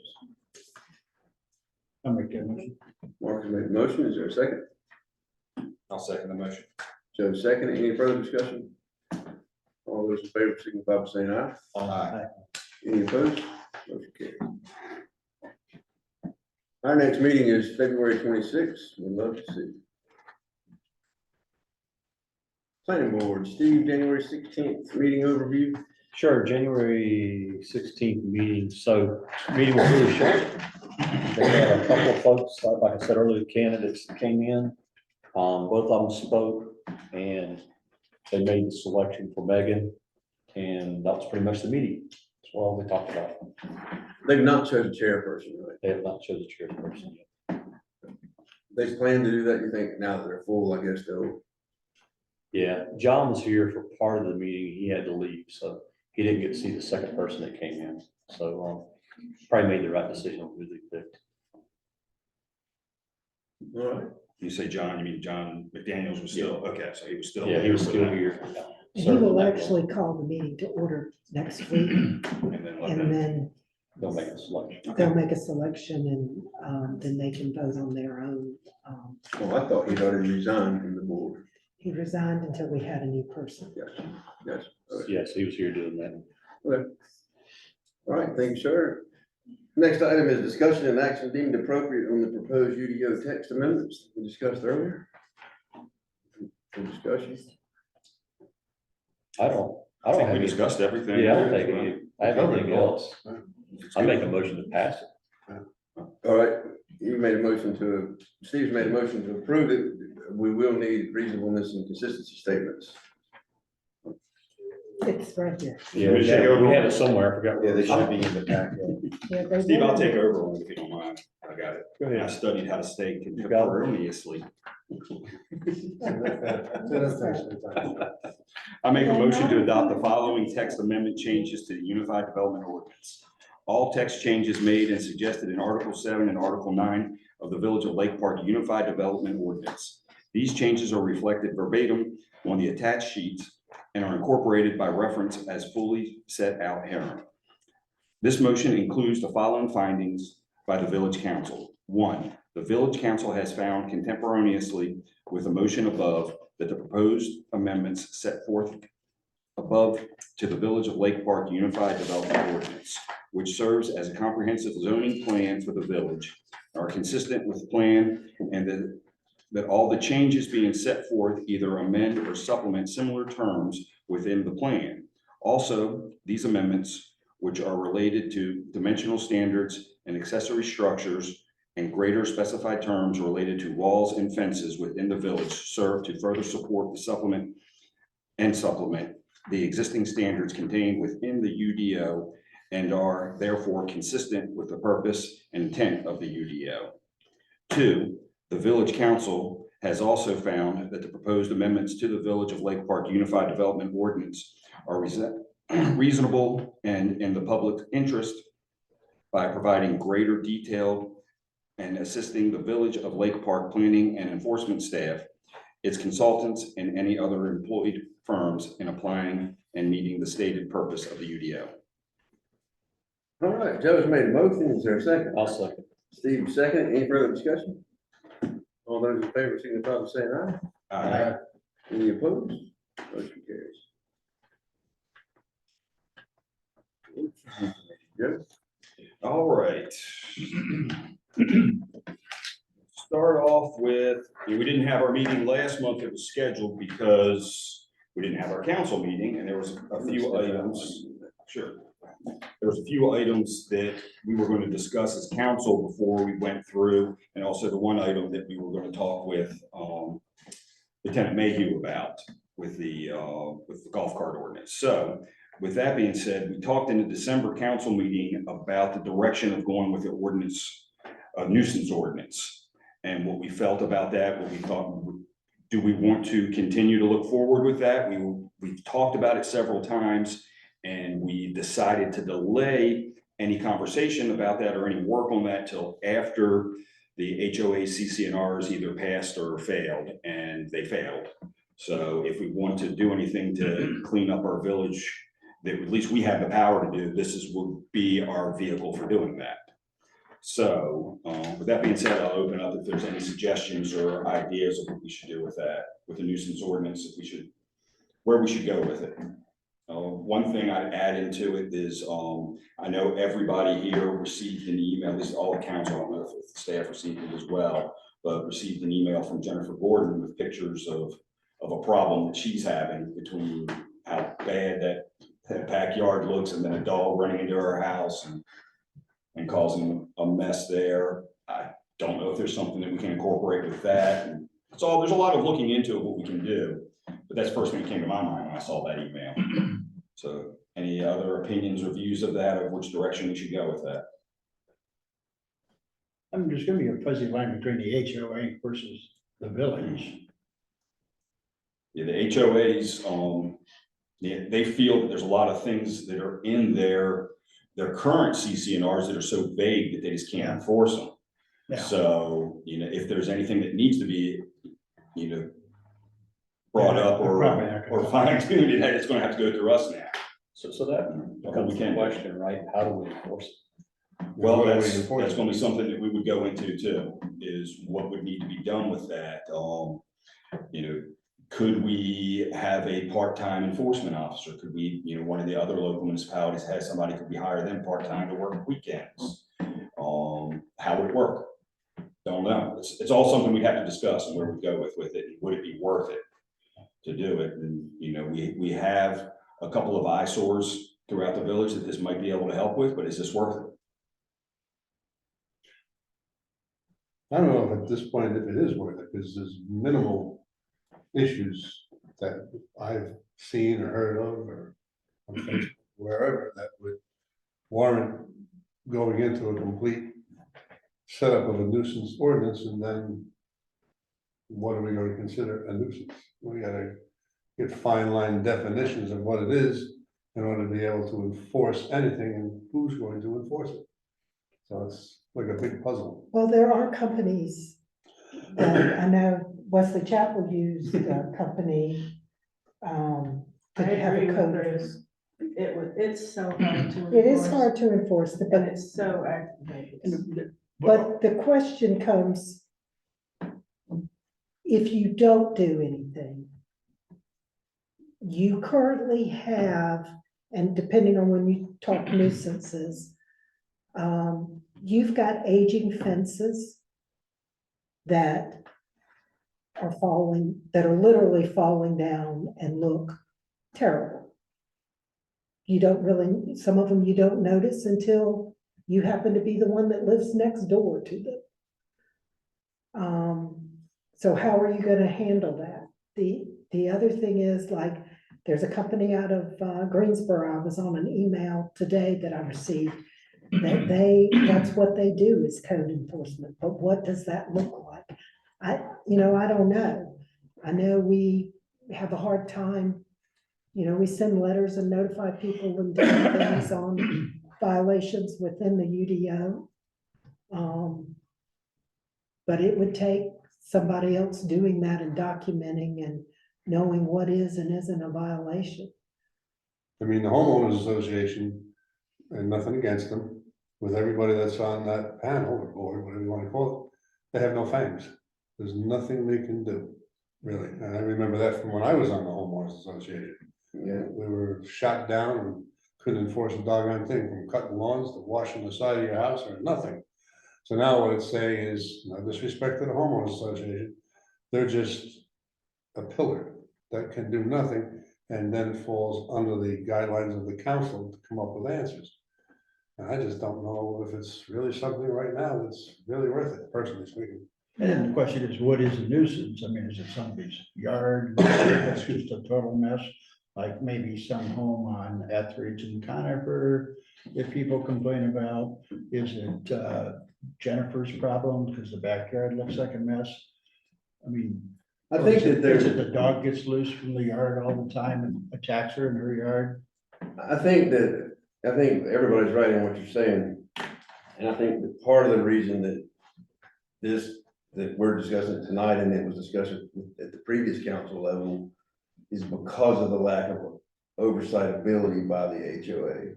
So if in fact they can't enforce, then if the village doesn't at least have a mechanism to enforce, then there is no enforcement. So, one of the things, and I know that it's easy to say there are a couple of nuisances. I think there are a couple that are worse than others, but I think there are things, first of all, the nuisance ordinance, you would probably find some drafts of other municipalities, because it is very clear on what a municipality can and can't enforce. We can't enforce colors. We can't say you can paint your house red, white, or blue. But we could say that if more than 25% of your house is covered in algae, it has to be washed. I'll follow that up with a question, Sheree. Would it be a fair statement that most people who are in violation of UDO that receive a letter correct their problem? Yes, So if enforcement is as simple as a letter, you're receiving that from a governmental entity, not from the HOA. Maybe people are more likely to go correct it because they're getting a letter from the village, who does have some authority to lean and to put other teeth in. I agree that you gotta come up with who does it, who's, you know. We gotta have somebody monitor You know, there's some of the options Joe spoke about, a part-time somebody, or even if it's adopted and it's much like the UDO, it's enforced by, it's complaint driven. You know, if somebody calls down here and their neighbor's house is covered in algae and Sheree rides by and it is, then they're in violation. But it is more clear, it would have to be more clear cut, and Ken, correct me if I'm wrong, I mean, it's not just it doesn't look ambiguous good. of your grass is tall, it has to be Yeah, defined. so I guess I'll simplify it to this extent based on my limited experience with it, is to say that you can't legislate aesthetics. You can legislate things that relate to the public's health, safety, and welfare. Welfare maybe being a little more broad and a little more questionable, but health and safety are important. And so when you start talking about, you know, the ones that a lot of people use as HOAs usually have your grass can't be more than 6 inches tall or 9 inches tall, whatever it is. Well, that's not gonna be enough to get the public's safety or health in question. But if you get to 2.5 feet, you know, then you're talking about more of a health and safety question that makes it more excessively enforced at the governmental level. And hold that thought one second. So there was recently, in this past summer, a house that the grass was so tall, a scooter was lost in the grass. And that was not enforced by the HOA.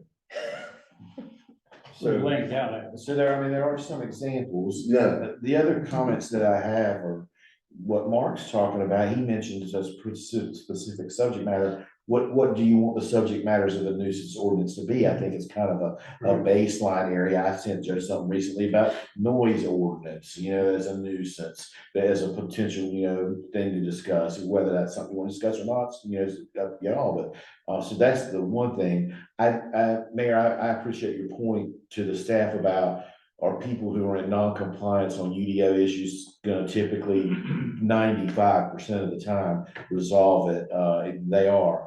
I think that's a different cast of people, though, that are gonna do that than the ones that are letting their grass grow 2.5 feet tall, that are letting algae get on their house to the extent that's a hazard, things like that. And I think they're gonna be more apt to challenge it. And I think Cheryl can probably tell you, because she and I have some experience together. Hers more vast than mine.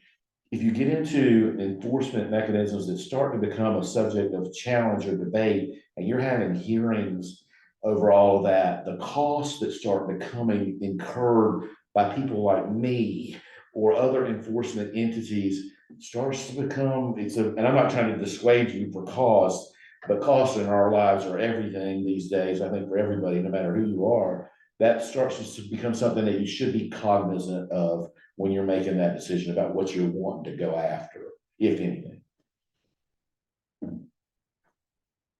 have y'all looked at any ordinances from other?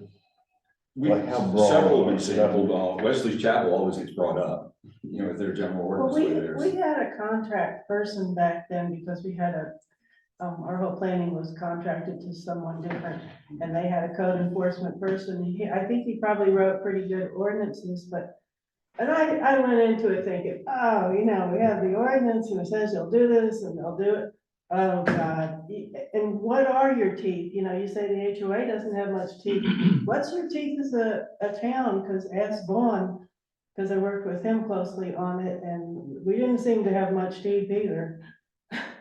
I mean, you can say you're gonna charge them a daily fine or whatever, but in reality is, Joe Schmo gonna pay $3,000 for his $50 a day fine for 6 months. Which They're lends not me, gonna do it. it lends me back to saying this, one of the other things I wanted to say is, Bruce talked about HOAs and HOAs telling y'all that they don't have any teeth. And I sit here and I think, God, really? Do they not have any teeth? Because I don't do the work, but I know for the longest time, HOAs were cramming it down the throats of homeowners in the Union County Courthouse related to restriction violations under the HOA code and getting attorney's fees and having liens put on their homes and all kinds of things where I said to myself, well, government can never do that, HOA can. And I wonder what degree of commitment the HOAs have to following through with enforcement. Because I wonder if they're not honoring their own budgetary concerns and what the costs might be that are involved in that. But HOAs, at least historically, have had a lot of enforcement teeth about what they can do to communities that are under the auspices of one of their sets of restrictive covenants.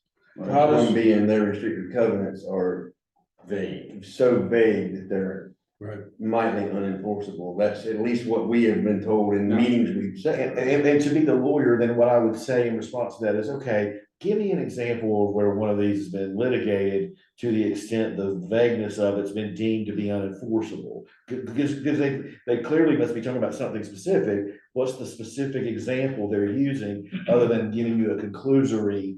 Now, maybe that's what they say their lawyers told them. Maybe that's what they say. I don't know.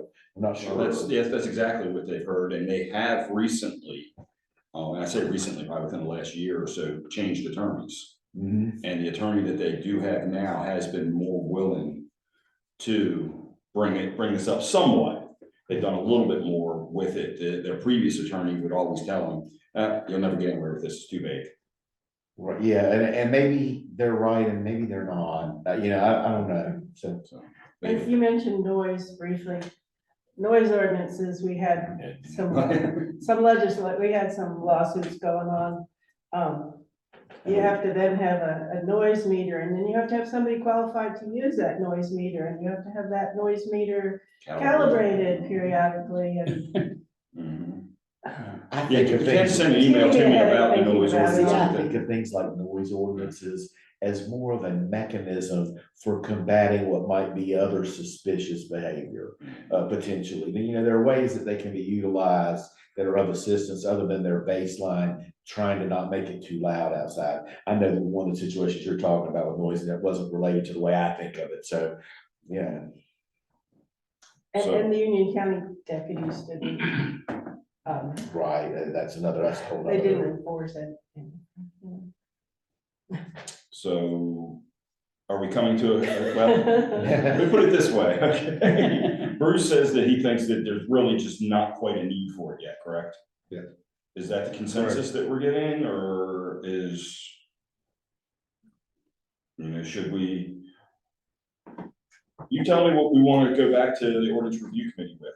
Hey, we want to see what ideas you have. We're coming to you for direction on it, but you tell us either way. If you don't think it's something that's needed, if it's something that is done and it's not enforceable, or it's to a point where it's not worth enforcing. I mean, we're absolutely not looking at this for another stream of revenue.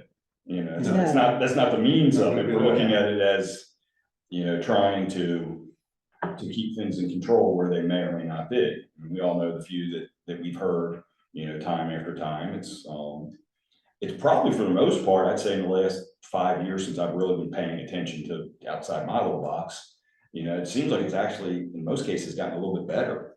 With a few of the houses. Because that's kind of where I lend myself for you, is to say, what is your citizens' appetite for this?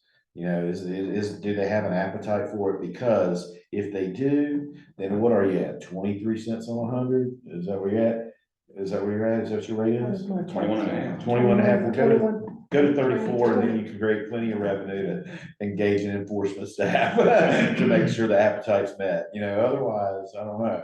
Yeah, I think my biggest issue is how you enforce it. I mean, that's the key behind it, right? You come up with all these good ideas and things, but if you can't enforce it and get people to correct the issues, then you haven't accomplished anything. Then you're spinning your wheels for nothing.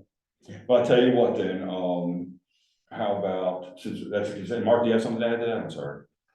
Well, I was gonna say, let's say, for instance, with the unofficial Facebook page of Lake Park, when somebody gets a letter, it's amazing, they slap that letter up there, and you get half the people this. And if you keep sending out a letter, like HOA letters, it's like, oh, they'll never do anything. And then people start to think, well, they're not gonna do anything, I'm not gonna answer my letter. Type thing, so if you're gonna send out letters and say like your letters with respect to, you know, the mold on the side of the house, you know, nobody's ever done that, and they respectfully fix the problem. But one of these days, somebody's gonna slap that letter up there and say. Oh, it's happened. And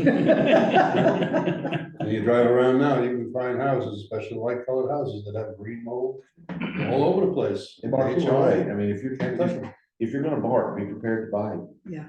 I mean, yeah, you're right. Otherwise, there will be an understanding that you're not gonna bite, you know? I can bring up at our next meeting, and we can table it right now. And I can bring up at our next meeting that, is there specific issues that somebody here feels that we need to address, and then we can bring it back if we think, we bring it back to council if we think, and we can discuss it from there. But from what I'm hearing right now is people are thinking that, or council's pretty much thinking that we don't really need it right now. No. And even if you put something out there in the nuisance ordinance, let's say the mold on the house. You know, again, enforce it. HOA could not enforce it. They were told it's non-enforceable. I remember when I was on it, and it's been that way since then. And when they tried to change the ordinances, that fell flat on its face again. No disrespect to anybody in the HOA. Well, they all did their work on it, just Oh, yeah. didn't. With Jennifer Gordon's problem, is that something that the sheriff's department can address? Well, the dog part, they might be able to do something about. I mean, it's basically Union County rules would slip in there, not so much Lake Park. Right. And is there something to be addressed that way? The fact that the dog got out of the yard was. But we do have our leash law that there was a violation and how that went. I And I'm don't sure the know. county's got animal control provisions related to, you know, a bite, if there's a bite involved, might involve. There wasn't a bite, there was a a dog. alleged attack. The dog broke Attack through the food, fence and got out because the door was Went inside open. her house, used to that. Yeah. This girl is afraid of no animal.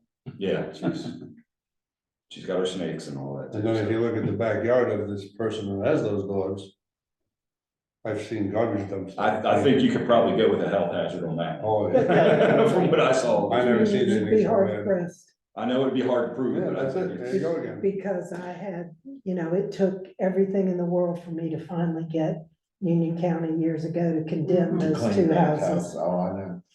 It was Around with awful, them. yeah. We had a thing where a junk, if you have like 600 square feet of junk, then it means that you're a junkyard and you're not in your code of So you're not uses. zoned for it. But, yeah, but, Hampton Meadows. Take a ride through there, I dealt with a few of those.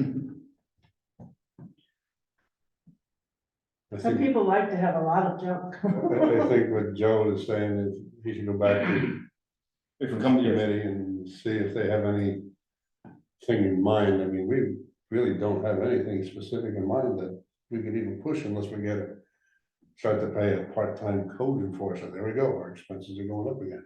And is it even gonna be worth it? You know?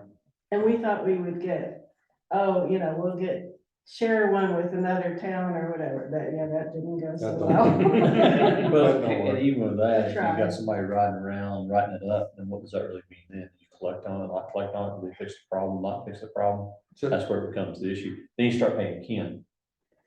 You could just be spinning your wheels and going nowhere. Yeah. I think it's kind of my personal feeling is it's kind of a dead issue at this point.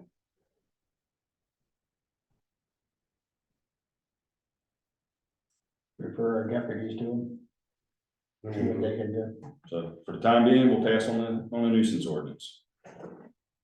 Is that what I'm hearing? For me anyhow, I don't know about anybody else, but you know me, I don't stand short. Okay, well, we'll pass on that for the time being. If we have anything in particular, we'll come back and visit it later then. Right. So I'll just table that right now then. The, next item that we have to discuss at the ordinance review committee is the parking ordinance. We've run into two problems that are becoming issues with current people. One is, there's a lot of complaints of commercial vehicles parking, and we really just did not define what a commercial vehicle is. You know, a lot of people are thinking that just because a car says Morris Jenkins on the side of it, or a van, or whatever, it's commercial. Yeah. Our real thought on it has always been basically what chapter 20 defines as commercial. And, you know, that gets into multi-axle and gross vehicle weight, and, you know, basically dump trucks is what, you know, is what it really for. We need to spell it out better if that's how we want to do it and what we want to go with on that. But again, kind of asking for what people think that we should have for restrictions on commercial vehicles. A definition for that, we should write into the next ordinance, or the amendment to the ordinance, excuse me. Well, let's say like Morrison Jenkins, those trucks are colorful and they're big. Well, I but mean, some it's of not a them are a semi. van. Huh? Some of them are a van. If they don't have a commercial tag, they're just a van.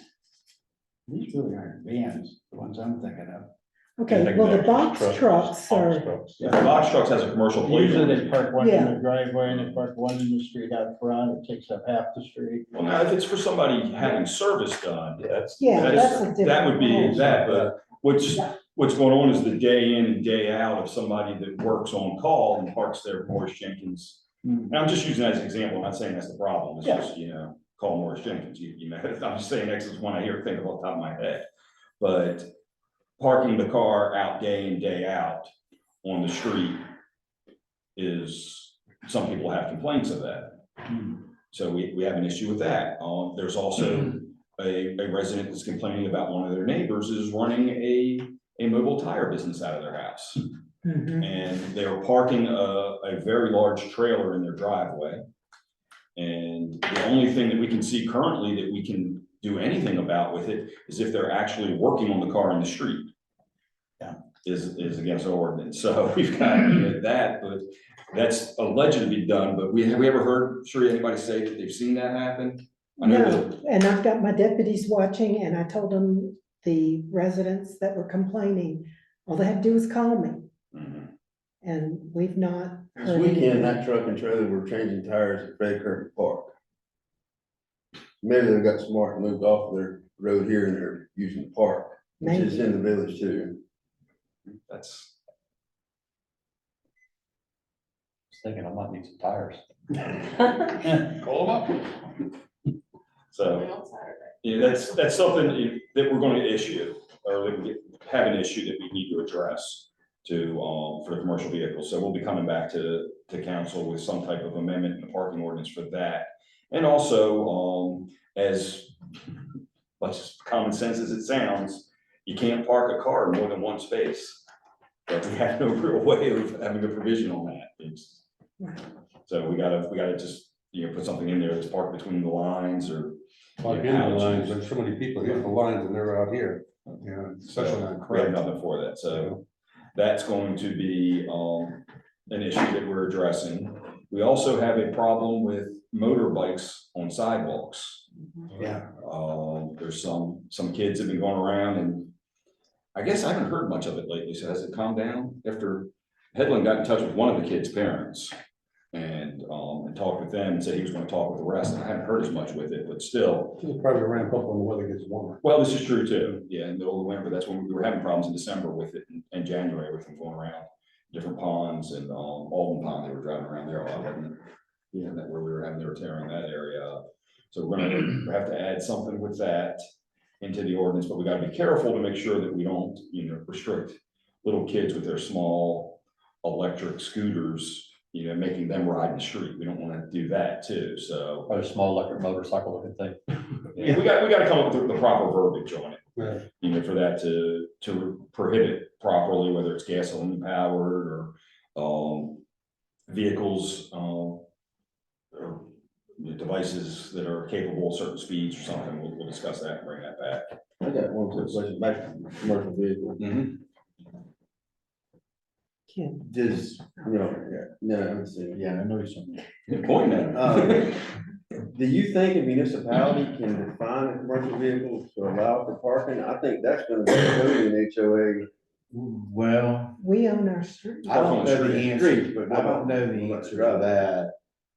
I think, I don't know, I've made a note on here about a definition that somehow is distinctive from chapter 20. And It has how, the definition. is there some way to define it differently? I tend to think if there is, maybe you don't want to use the word commercial motor vehicle, I'm not sure. I think it presents some dilemmas. But then again, I think that we need to make sure we're looking at street parking versus in their driveway. Right. Correct, that's where our ordinance is just on the street. Now, I mean, it may be as simple as just adding in there that where it says commercial vehicle, say as defined by in North Carolina General Statute, chapter 20, whatever. There, 4.01, I think. yeah, just to actually have Right. something there for it, so that when the person calls Cherie and says, hey, this guy's got his commercial vehicle parked there, it's, no, that's not a commercial Because vehicle. it's not, doesn't meet the definition. Right. Right. Right, But you're only talking streets, you're not talking driveway. correct. Okay, and you're not, and maybe I may be confused by this too, yeah, not that you were. You're not, you actually are talking about commercial vehicles, you're not talking about the van that says Right. Morris Jenkins Right. on it. My original response to Cherie when she sent me that it's not, there's no definition in it, is my original response was, I was always just referring to chapter 20. Then my simplified answer is yes, do it exactly like that. Define it exactly, that makes it easy for the deputies, it makes it easy for you to say we're defining it exactly as it's defined in the North Carolina chapter 20 general statutes. That's exactly what our officers know how to enforce. Versus Yeah, 'cause I more, always consider any vehicle with an advertisement for a business on the side. Where we lived in Colorado, you couldn't have an advertisement on the side unless you stuck it in your garage. Like Wes's property inspection truck, for instance, that wouldn't have been allowed where I came from, but here it's okay. But that was probably the HOA too, right? Not the, Yes, municipality. yeah, but still. yeah, because I can see that getting into free speech, and stuff like that. Well, a lot of HOAs have that. Yeah, but they do. Oh, I bet That's they good, do. because I didn't bring that part up, because it's not as much that I'm talking about us trying to stop people from parking it as much as just having it defined properly in our Yeah. ordinance. Just so we can The way we answer have the it, question. And Mark, to answer yours, I had, when I lived in Richmond, they actually set up a separate tax for you if you had a sign on your car. It was actually a separate tax. Another thing you can do that Wesley Chapel has is, there's a definition and it would be in the UDO because it relates to the use of your land. But, home businesses can only have, one employee or two employees coming from the outside. It can, it can't have 5 trucks. It generally is, if you really hardly can't tell if there's a business, then you're probably okay. That's what it boiled down to, but it had provisions about UDO has inventory some. and I think there's- vehicles and people coming at 6 AM and leaving at 5 PM or those kinds of. There are some restrictions in the UDO with that, Mhm. yes.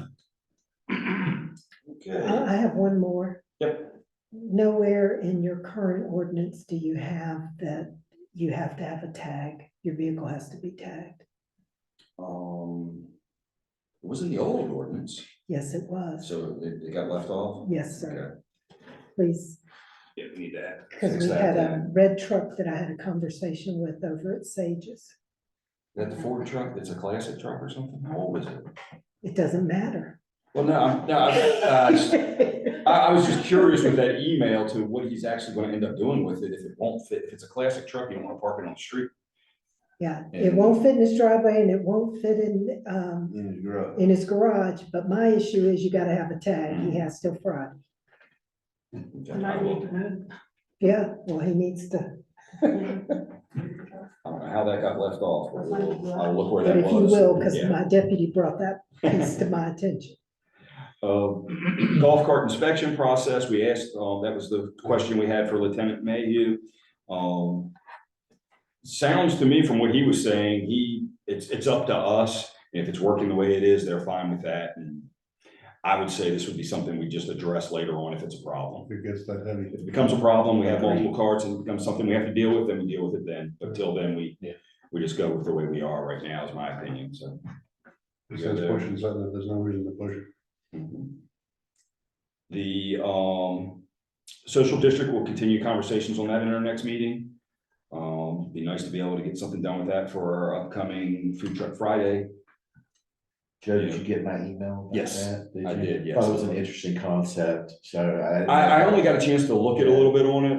I've been so busy lately, but I do. I think plan they're to- calling them social cafes or something like that, so. I know Charlotte's just recently opened their social district, their first social district in the is it NODA or? I thought it was Plaza Midway, yeah, it's over there in that area, so maybe we'll take a field trip and check it Didn't out. they have one before and they closed it down or something? Thought I heard they had one before and they closed it down. I'm not aware of that. Maybe it's a different town. I do know that I heard on the news this morning, it's just as a side note on the ordinance review committee, that Charlotte's bringing back criminalizing their ordinances. Oh, are I thought that was against, I thought we had to change all of them over the years. No, because it was you the have to, state. no, you gotta go through a 2 reading There's a process, there's a process. Yeah, they're to establish criminalizing a it, few of their ordinances. Criminalize so some that of they their can- things, yeah. So that they can enforce them better. Vagrancy's becoming a big issue with them and, you know. That's a big issue across the country, it's not limited to that county, you got it in your own county, places. I know driving through Matthews is just unbelievable. Every corner has some. Yeah, Monroe's starting to have its own issues. So, I don't think any of our ordinances really need to be criminally enforced anyway, so it's not, I just brought that up because it was something new there that they brought up. And our next meeting is Monday, the 19th, right here. So it'd be nice to have somebody come. Anybody. Steve is going to his first meeting. And we do have 2 members that have desired that they want to stay on, that we need to bring up. Do we need to do that now, or should we do that after the next meeting? I don't care. When We had enough tonight, we had 2 more. We got 2 members that need. There's a positive answer for you. Well, I mean, I was just thinking, because John Corzine and Sarah Orr have not been reappointed. We appoint for 2-year terms, is that correct? A 2-year term on that, so I'd like to make a motion to reappoint them for an additional 2-year term, starting at the next meeting, February 19th meeting. I'll second. If they're on board, why not? actually, you would just be renewing their current term to whatever those dates are. Okay. Yeah. So I'd like to make a motion to renew their current term for an additional 2 years. For John I'll John second. Corzine. Steve second. All those, any discussion on that? All those in favor, signify by saying aye. Aye. That was an easy one. Yeah, I didn't mean I didn't care, I just. Might as well just get it done, we're here, absolutely. Item 11 is public services, streets and sidewalks. Oh, well, we already covered the ripple fiber. Well, I'm gonna butt in on Ripple Fireworks, so I don't do it at the end, and everybody be ready to go. I have a colleague who's a close friend of mine, has been for a long time, and I thought he represented Ripple Fiber. And I texted him during the meeting, and he does. And he has experience, some pretty significant experience with lobbying, both in North Carolina and in Washington. Not that Washington has any applicability here. Do you have any objection to me reaching out to him to say, hey, man, you got, because with him representing them, they'll want to press local state authorities if it can get something done to approve this permit down across under 74, because it'll help their business. And if there are constituents like mayors or other people who lead other large communities like Bonterra, that might be willing to offer some, I don't know, do y'all want me to do that? Just to say to him, hey, this is what's going on in this community. They really like to do this type of infrastructure completed. Is there something you can do? Do you need any help in terms of voicing it? Would that be okay if I do that? I think there's not a problem at all with that. Hopefully something will come out of it. Probably won't, but you never know. You never know, even if it takes a small step forward. That's right. Because right now, for all you guys know, it's sitting on somebody's desk to be signed. Yeah, I mean, yeah, who knows? Could be in a pile. Yeah, Down right. Number 2, Okay, Alden and Mimosa. That is in front of somebody's home, that's the picture there. And that's a better picture than right after the rain ended. So, That's about 3 or 4 days after rain. yeah, I was over there the second day after it rained and you could float a boat. You know, it was that bad. I'm surprised that the homeowner hasn't made an issue of it. They haven't. It just brought up. David and I looked at it about 2.5 years ago, and it wasn't that bad, so we got like, oh, I guess it's all right for now, but it's not all right anymore, so that definitely needs to be taken care of. That would come out of streets and sidewalk budget, which I do have the funds still. I've got a little over 22,000 left, which will go quickly as the spring comes forward.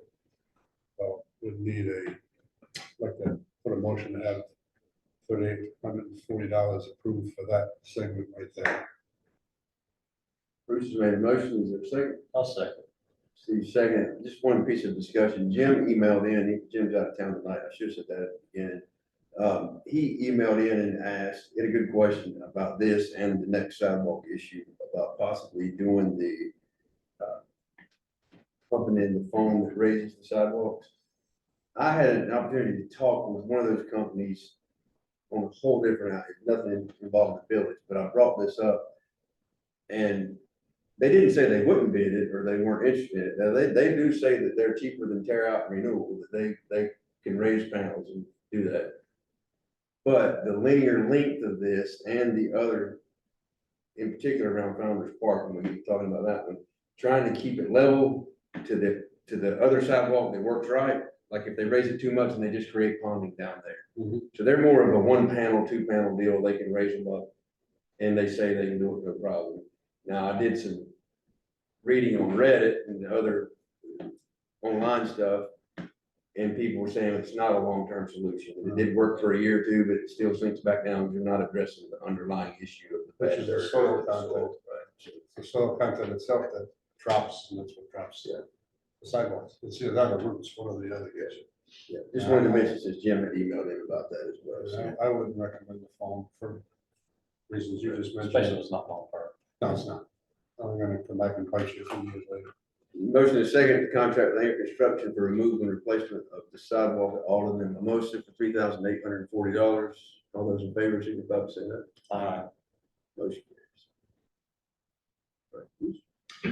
And here we have the other fun part, Founders Park.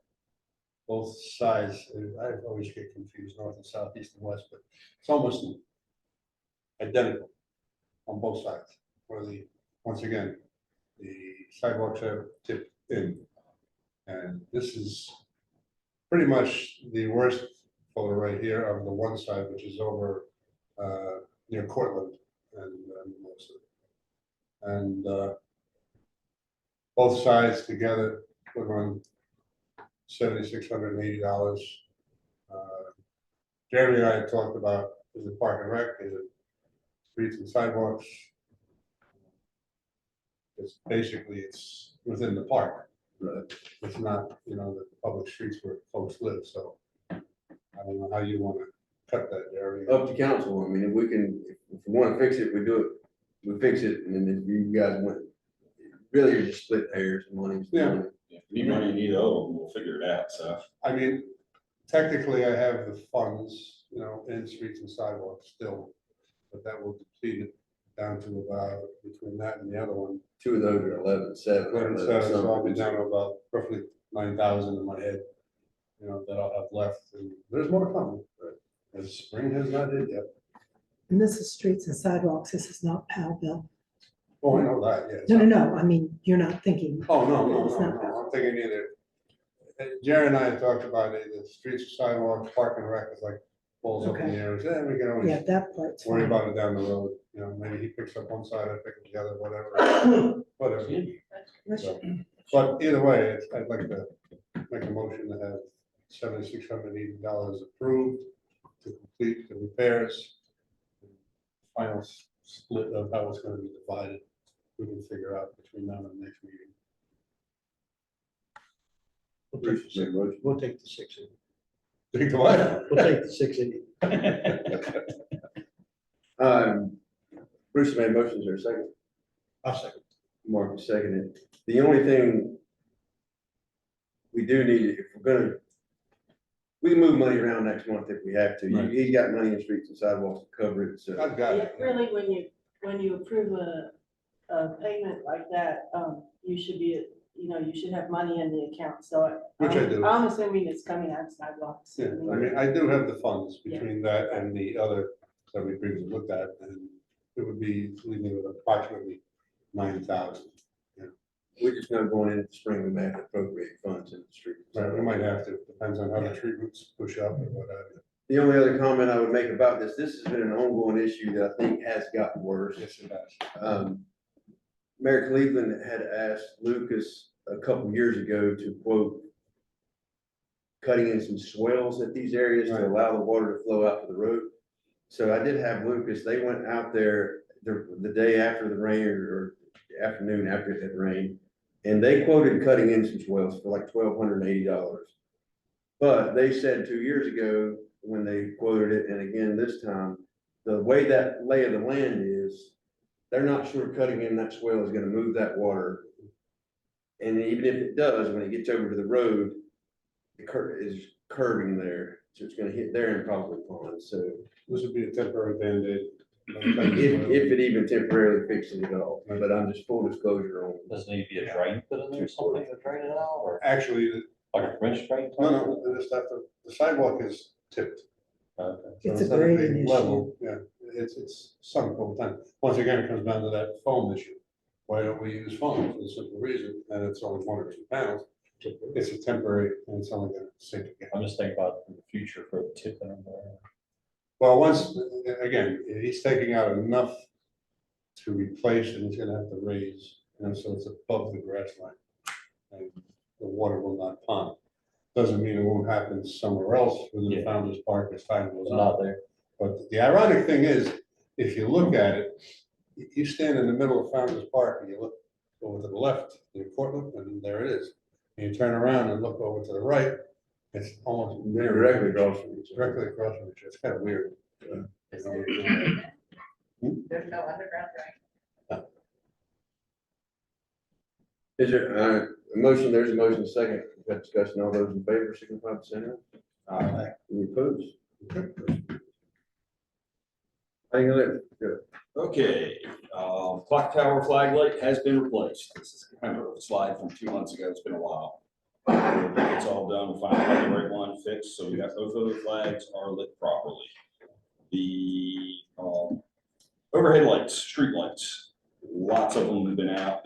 Union Power was very slow repairing these this time. Our last meeting, I actually praised them with how quick they were getting them done. That ended real quick. But the one lady that really dispatches all that was out from medical leave, and she's back. And hopefully things have improved on that. We had a lot of them out.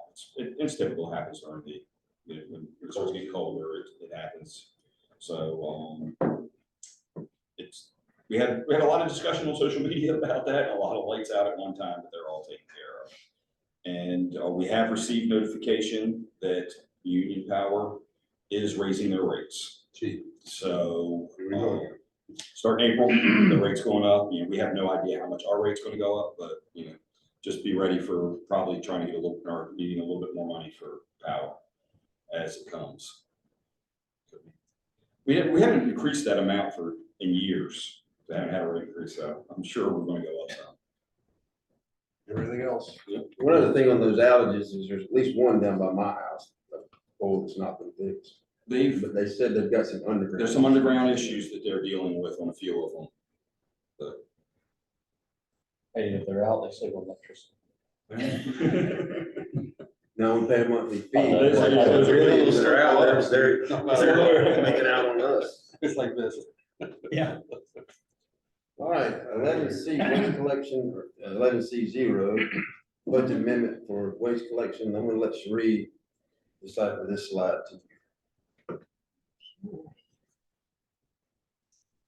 Well, so as you're aware, our waste collection contract ends in the end of March. And we will be working and discussing what we're gonna do in a minute. But where this is coming in for the budget amendment is the Union County, the MRF have both increased their tonnage fees. And with that increase, those are directly passed on to us. And so at this point, we are asking for, sorry, I can't read those, so I'm gonna read these. We're asking for solid waste, the way it's figured, so the rate went from, the rate increase was $3 more a month. So if you take Sorry, so it's per ton. per ton, I'm sorry, $3 more per ton. And they do a rolling average over 12 months to determine what your, what your average is. So in our case, our monthly average is 92.58 tons. And you multiply that by 3, which is $227.74. And you multiply that by 12 because the rate went up in January and they had already billed January bills when they got their bill from Union County. We are going to need $1,666.44. And yard waste went up $3 a ton also. So, and our average yard waste monthly tonnage is 6.33 tons, times 6 is $113.94. So, and recycled has gone up. Our average monthly recycle is 18.19 tons. And it has gone up $8 per ton. You multiply that out, times 6 months is $873.12. So we need a budget increase for tonnage to cover the additional rate increase for disposal and processing of $2,653.50.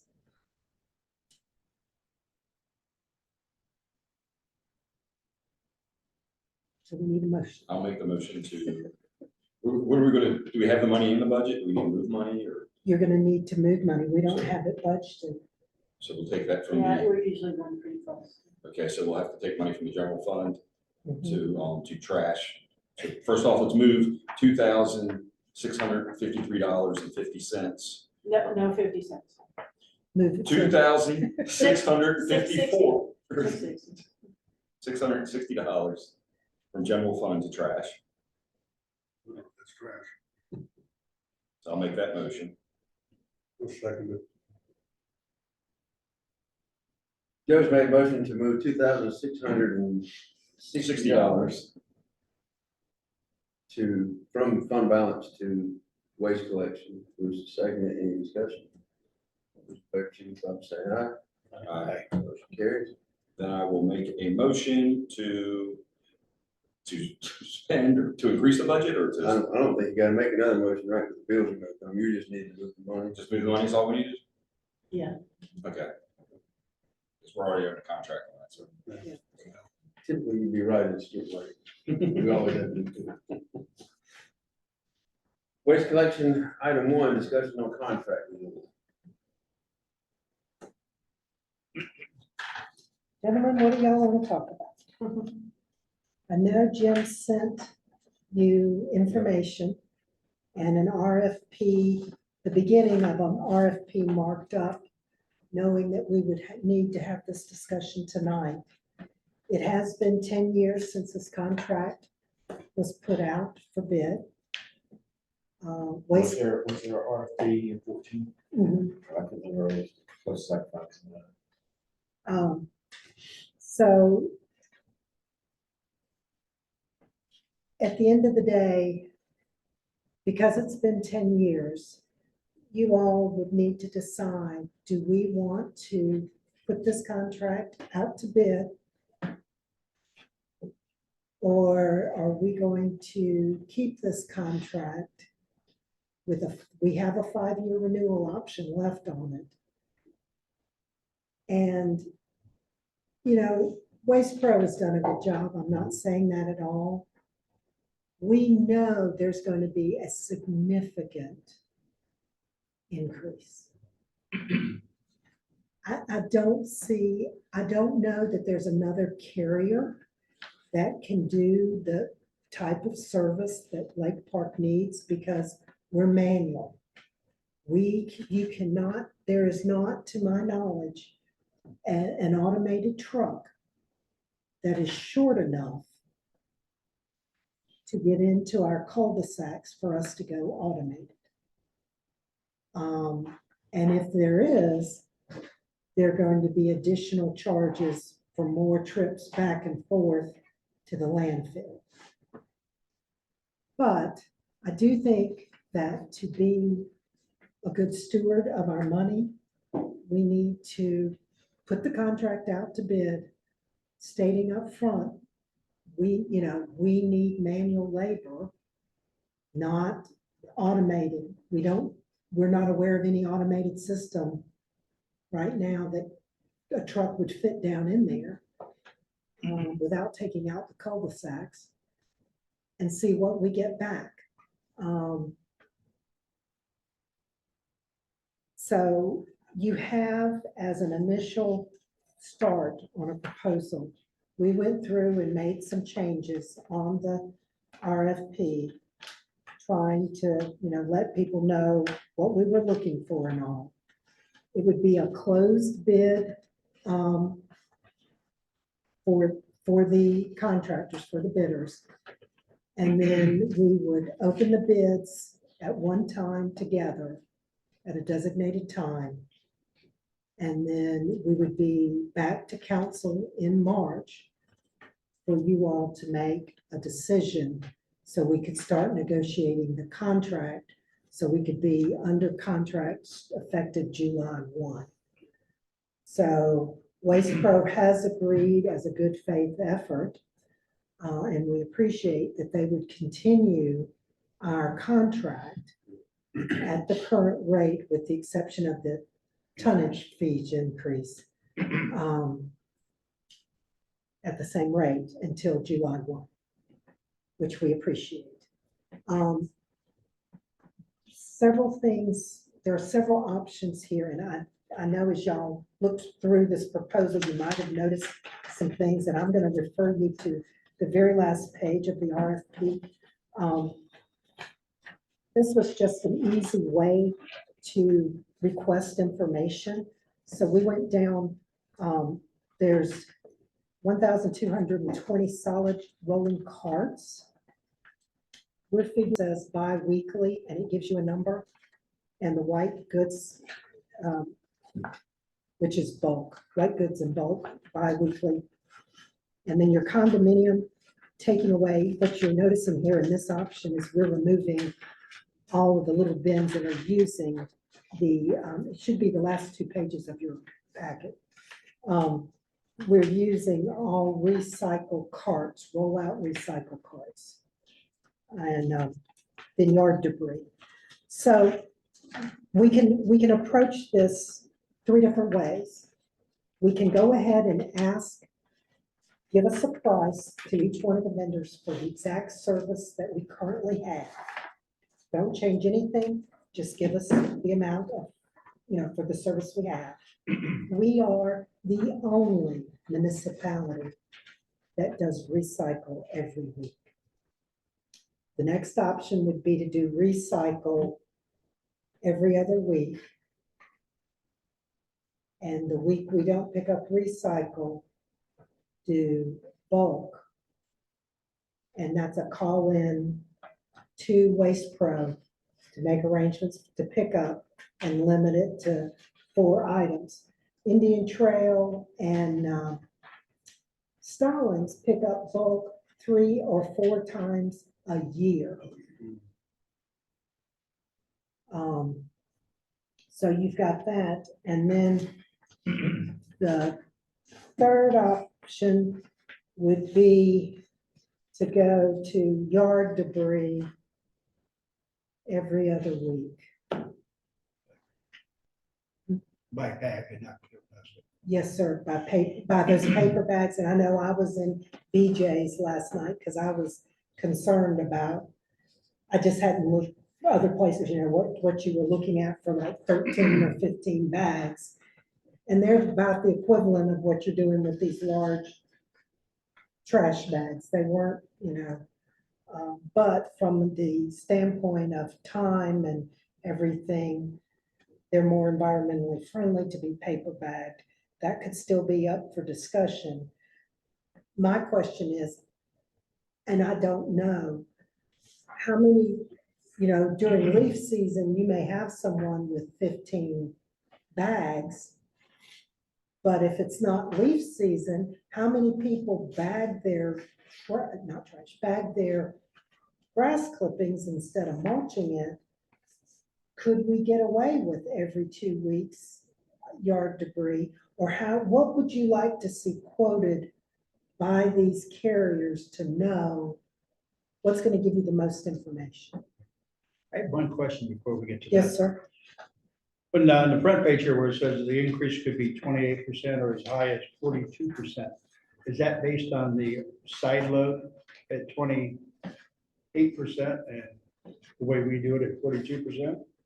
Contracts in general, yes, sir, that would have been based on automated side load machinery. So I'm thinking that we're we're going stuck up with more. 42, more or less. I think we're going up more than that. Right. I would like to be pleasantly surprised, but I don't think that's gonna be the case. I think we're gonna. Yeah, I was wondering how they came up with those numbers. That's the only thing I can think of. Yeah, I think you most definitely have to go out and do a bid with those increases. yeah. I think you do have options. You just want to match apples with apples on the bids. Mhm. So I think you got the option to keep everything like it is now. You got the option to reduce services for some of those items, as we mentioned. Okay, We also have the option to not to continue the commercial waste collection. okay. Yeah, and I think. Which for the rent they pay, you Would would it- think it'd be included in their services. Might have to go to that. Would would it be prudent if we go down that list one by one? Those are Jim's kind of 3 questions was in the email he sent. Bid or renew Yeah. So let's go, I say bid. by consensus. No question with being the increase that we're talking about, we gotta bid it. Okay, And then next question is, what are the services desired?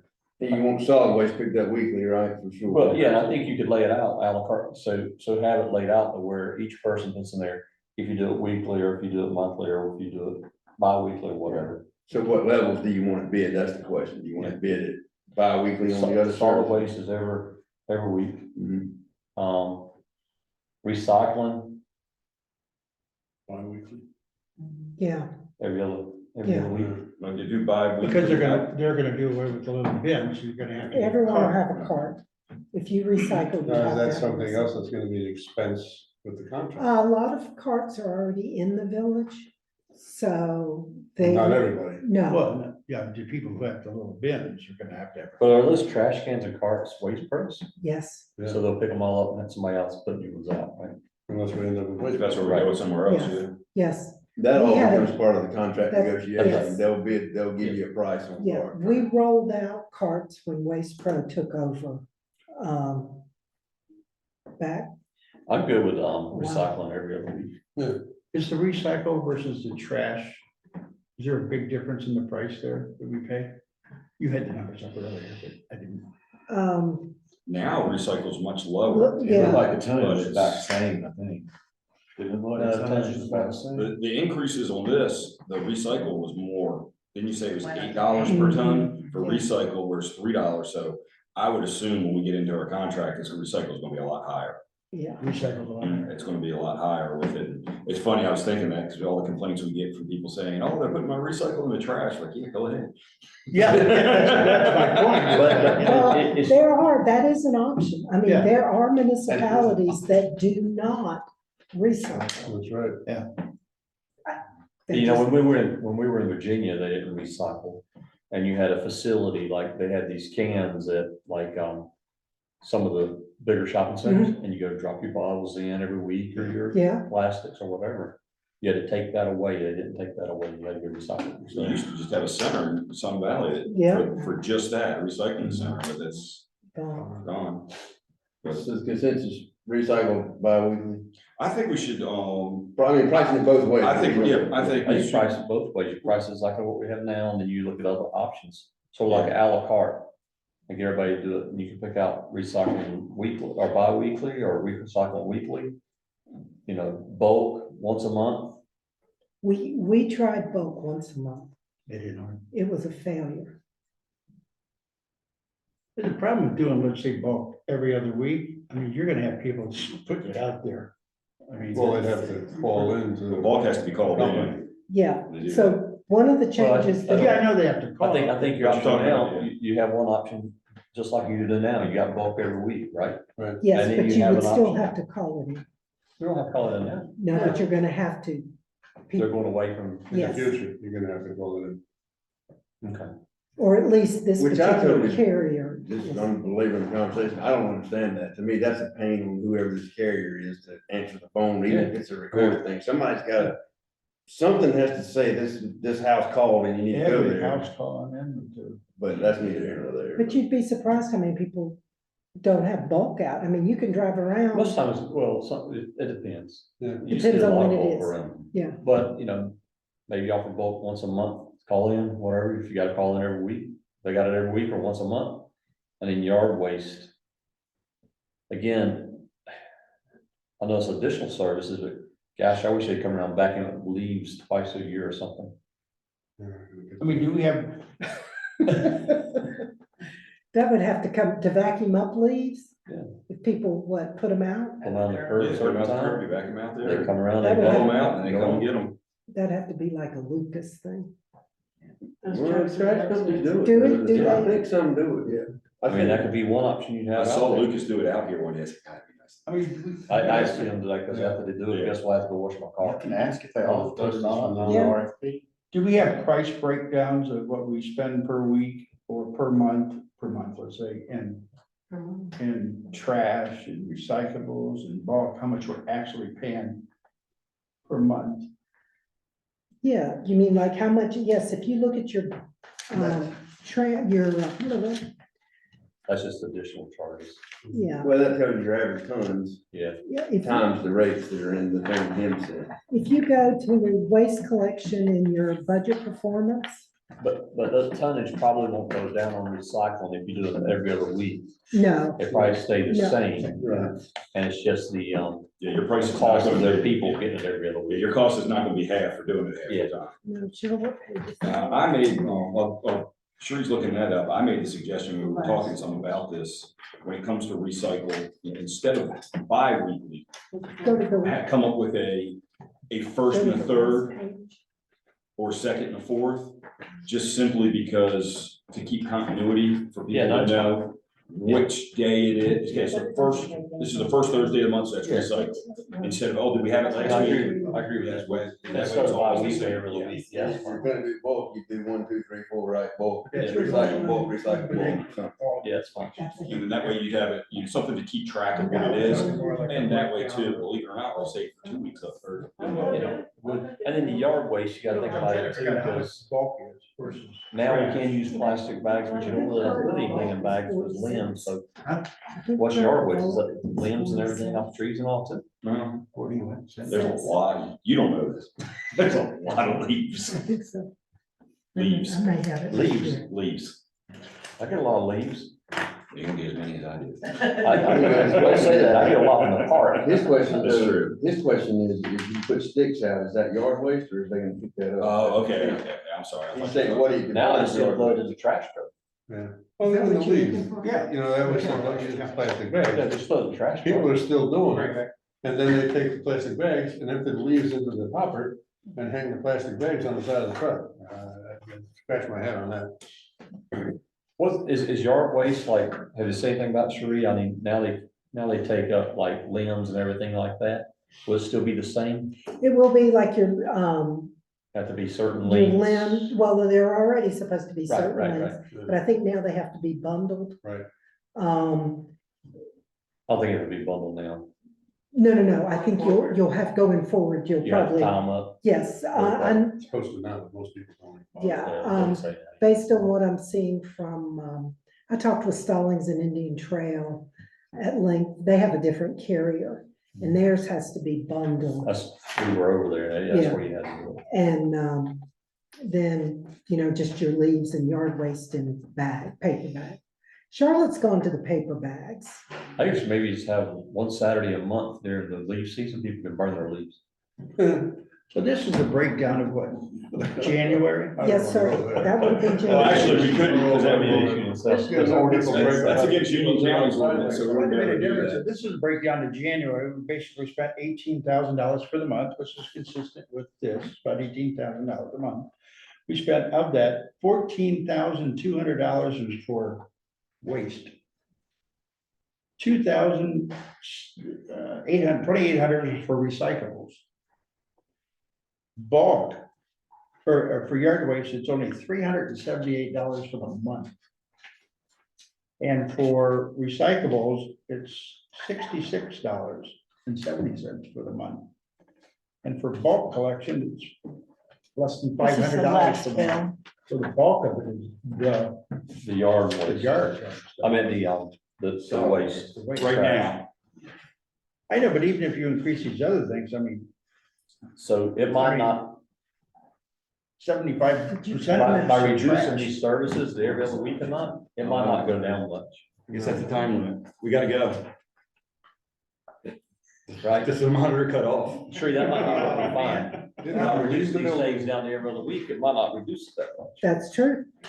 I would count on a very large increase that you're seeing there on the recycle fee and the bulk fees. And when I say large, I mean large, what I've seen. Well, based on this, I mean,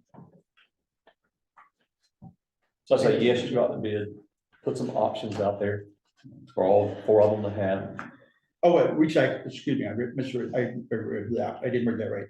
The recycle collection is $2,800 per month, and for the condos, it's $66 a month. Bulk collection is around $500 a month, which is. But see, I think what you will find, and one of the discussions comes up here, is on your commercial waste. I think you're gonna find that, which is at 713, was what we were billed last month. I think you're gonna find that's gonna go up. Well, you just had a slide up there, that said, yeah, And then the commercial waste has to go back to the commercial. which the Well, we will 6,500. still have one 8-yard container, because that's what the condos use. It may be worth us trying to negotiate a price and reach out to the current people that receive the service and see if we could get if everyone is interested in being billed directly that price. Because then we would know when the trucks are here and when the trucks are not, and who's There's picking up. advantages to that. Yeah, there's a lot of advantages so that we don't have garbage trucks in here every day. We don't have trucks, certain carriers are much more particular about whether they're leaking fluid or not, and those type of things. But in answer to your question, so are you okay with us? We decided we were bidding it. We're gonna put some options together for the types of service to see what we can One is what we have right have now. now, and then some different options. And then you've got to decide on your commercial waste, if we're going to offer that or not. And then Jim and I will need to do some changes. We'll need to make some changes on this RFP. And then Ken sent me some stuff late this afternoon with some language that we need to look at. And This is just for comparison's sake, see if there's anything yeah, that See you if want to take off of it and utilize, and I've got another one coming, that was done in 22, I think, that I'll send to you as well. Okay, so it just comes down to, at that point, are you guys okay with us putting out an RFP and having you numbers for March, or do you want to see an RFP? Run it back by us, something. I mean, Okay, you could email it to us all right, to look at. Are you gonna have these available by March? I mean, we're already mid-February. yeah. We've got to, we really need to. No, I don't dispute that. I just don't know if everybody, whoever you're going to send out to, are they gonna respond within that period? Well, if we can get these turned by next, out the door, available for people on Friday week, then, I was trying to give them 2 weeks to bid the Yeah. project. Then that would give us just enough time to get our numbers together and everything, to get to you guys the Friday before the March council meeting.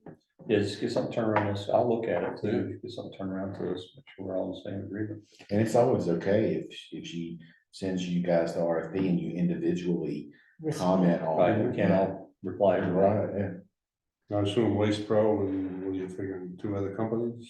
That's what I'm hoping. I understand there's a company I'm not familiar with at all. And then there's, the company Waste Connections, anyway, the one that Stallings and Indian Trail uses, I thought I would reach out to them also. As we agree, and you said earlier, Waste Pro has done a heck of a job for us over the years. Mhm. Is there anybody you can reach out to? Let's say it's ABC company and XYZ company, town spokesperson, you can say, hey, are you satisfied with their abilities of what they've been doing for you? Of the new companies or yes, sir. Like I said, I know that, Town of Indian Trail and, Stallings use another company, another carrier, and, when Monroe put out their last RFP, there was a company, but one of their stipulations, and ours is either 3 or 5 years also, that a company has to have done business with municipalities. This new company was not, at that time, did not meet their criteria, but they certainly would meet it now, so. Because we also have to make sure, I mean, we've been very fortunate with Waste Pro, we've had no leakage, Right, hydraulic fluid, et cetera, throughout the village. And they've really done a good job. gotta make sure that whatever company you're looking at, But I will say I think there was 2 times since we've been under contract with them that we had an issue, and they came out and pressure washed the street. So, from that standpoint, that's not the issue. It's just, we know this contract is going up significantly. And everybody else might be just as high, but They at may least we be. did our due diligence for the village. And we know where we Exactly. are. Take care. And there may not be another carrier that can cater to what we need. If you also could collect some information on what the other municipalities do as far as their yard pickup, bulk pickup, recycling, Sure. so we'll know that as And well. instead of, you're not gonna limit yourself to individually soliciting bids, right? You're gonna put some advertisement out. Do that. I guess I can. I think you should. Just so you. You know cover- that the Inquirer Journal gets little to no. Who, do you read it? I'm not suggesting you do it because I think you're actually gonna get a response from it. Okay, I'm wanting you to have it out there that you've given every fair opportunity for every business who might be in that Okay. area of expertise to have had a shot somehow. okay. And it's just something of that nature. And only to circle back real quick to the commercial pickup, because it was in Jim's email that I think he makes a good point in his email that it's fair to notify those folks as early as possible if we're gonna stop commercial pickup. Yeah. So I'm not asking you to make that decision tonight, but I think if she's gonna get prices on it and maybe it drops down and it's cheap and you wanna keep doing it, that's fine. But I do think it's fair to notify them. Yeah, I think we should probably get pricing on it too, just to say. Yeah. They also have to notify the guy who is the leasing agent for the building as well. So He's no aware. longer with them. And John's gone. John's gone. Yeah. He's gone. Oh, he's gone? Yes, The sir. guy on the sign? Yes, Ah. sir. All right, Well, I anything? suggest we find out who it is. And let them know. Because they're gonna probably want to say, tell the clients, you're on your own. Anything else on that? So I'm sorry, I did not understand that directive. Do You're I gonna need get to- quotes on commercial. Right. And then they'll decide that. Okay, so by March, we should be able to let the, Commercial. Commercial now. okay, thank you. That's I all. just wanted to make sure that wasn't in there. Okay, And I would like to thank Sheree and Jim for the work. I know they've met at least 3 times together and maybe 2 or 3 additional times with Waste Bros. So a lot of work's gone into this. We appreciate it. It's not an easy task, Yeah, trash business is expensive these days, so. getting worse. As you said, some towns have even stopped recycling. Where my one son is in New Jersey, they said, no, we don't pick up recycles anymore, just put it in the garbage. That's what they did in Virginia. They didn't pick up, but they expect you to put it in those areas where they had it. Yeah. We all know who runs that trash stuff up there in New Jersey. Surely you just. The gardens. Barone sanitation. Item 12, technology. Joe? All right, let's see, technology, where do we go? Additional monitor, it timed out on us. It works off of, the Bluetooth connection. It doesn't have an HDMI cable to it. I thought that would be a great way to do it. Maybe not. You might come back and add HDMI cable. If you notice the meeting out is a little jittery up there on that monitor. Wasn't too bad, but I'm probably gonna end up running a new cable. I told y'all my problems with running the power wire. I but- heard about that. It was like slow motion over there. It was a little choppy, so we'll probably do that. And it does time out after a certain period of time, which we reached it. I I doubt. was gonna say, when did the time out? It was just a few minutes ago, actually, it did it, but I didn't pay attention to that part of it. It was great to have the slides. it was, Yeah, yeah, it was. it was Yeah, it was really nice. good to have the slides there. If we're stuck with it, we're stuck with it, we're stuck with it. For some particular reason, when this building was constructed, there is a horizontal stud going across right there, which makes it really difficult to run a wire through there. Not impossible, but difficult. Okay, so, and especially a cable that has a big M of HDMI. cable, but we'll get it if need be. So I'll still look into that just a little bit more, but it's been a nice addition. So that's worked out good. We got the virtual assistant update and Ring Central update. They're the same thing, but we have them separated just a little bit because of 2 different conversations with it. The virtual assistant has been working good with Sheree being back now. It helps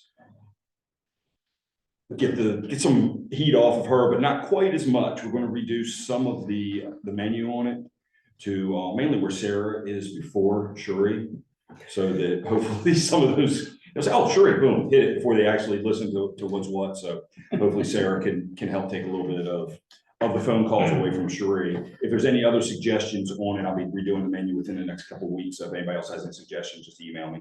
If they want to add anything else they think could be added to it, especially on the pre-recorded menus, like the taxes or the poll hours, which we'll be updating soon of, what they are, anything that could be a recorded menu or message that would help, just let me know. We can add that in there.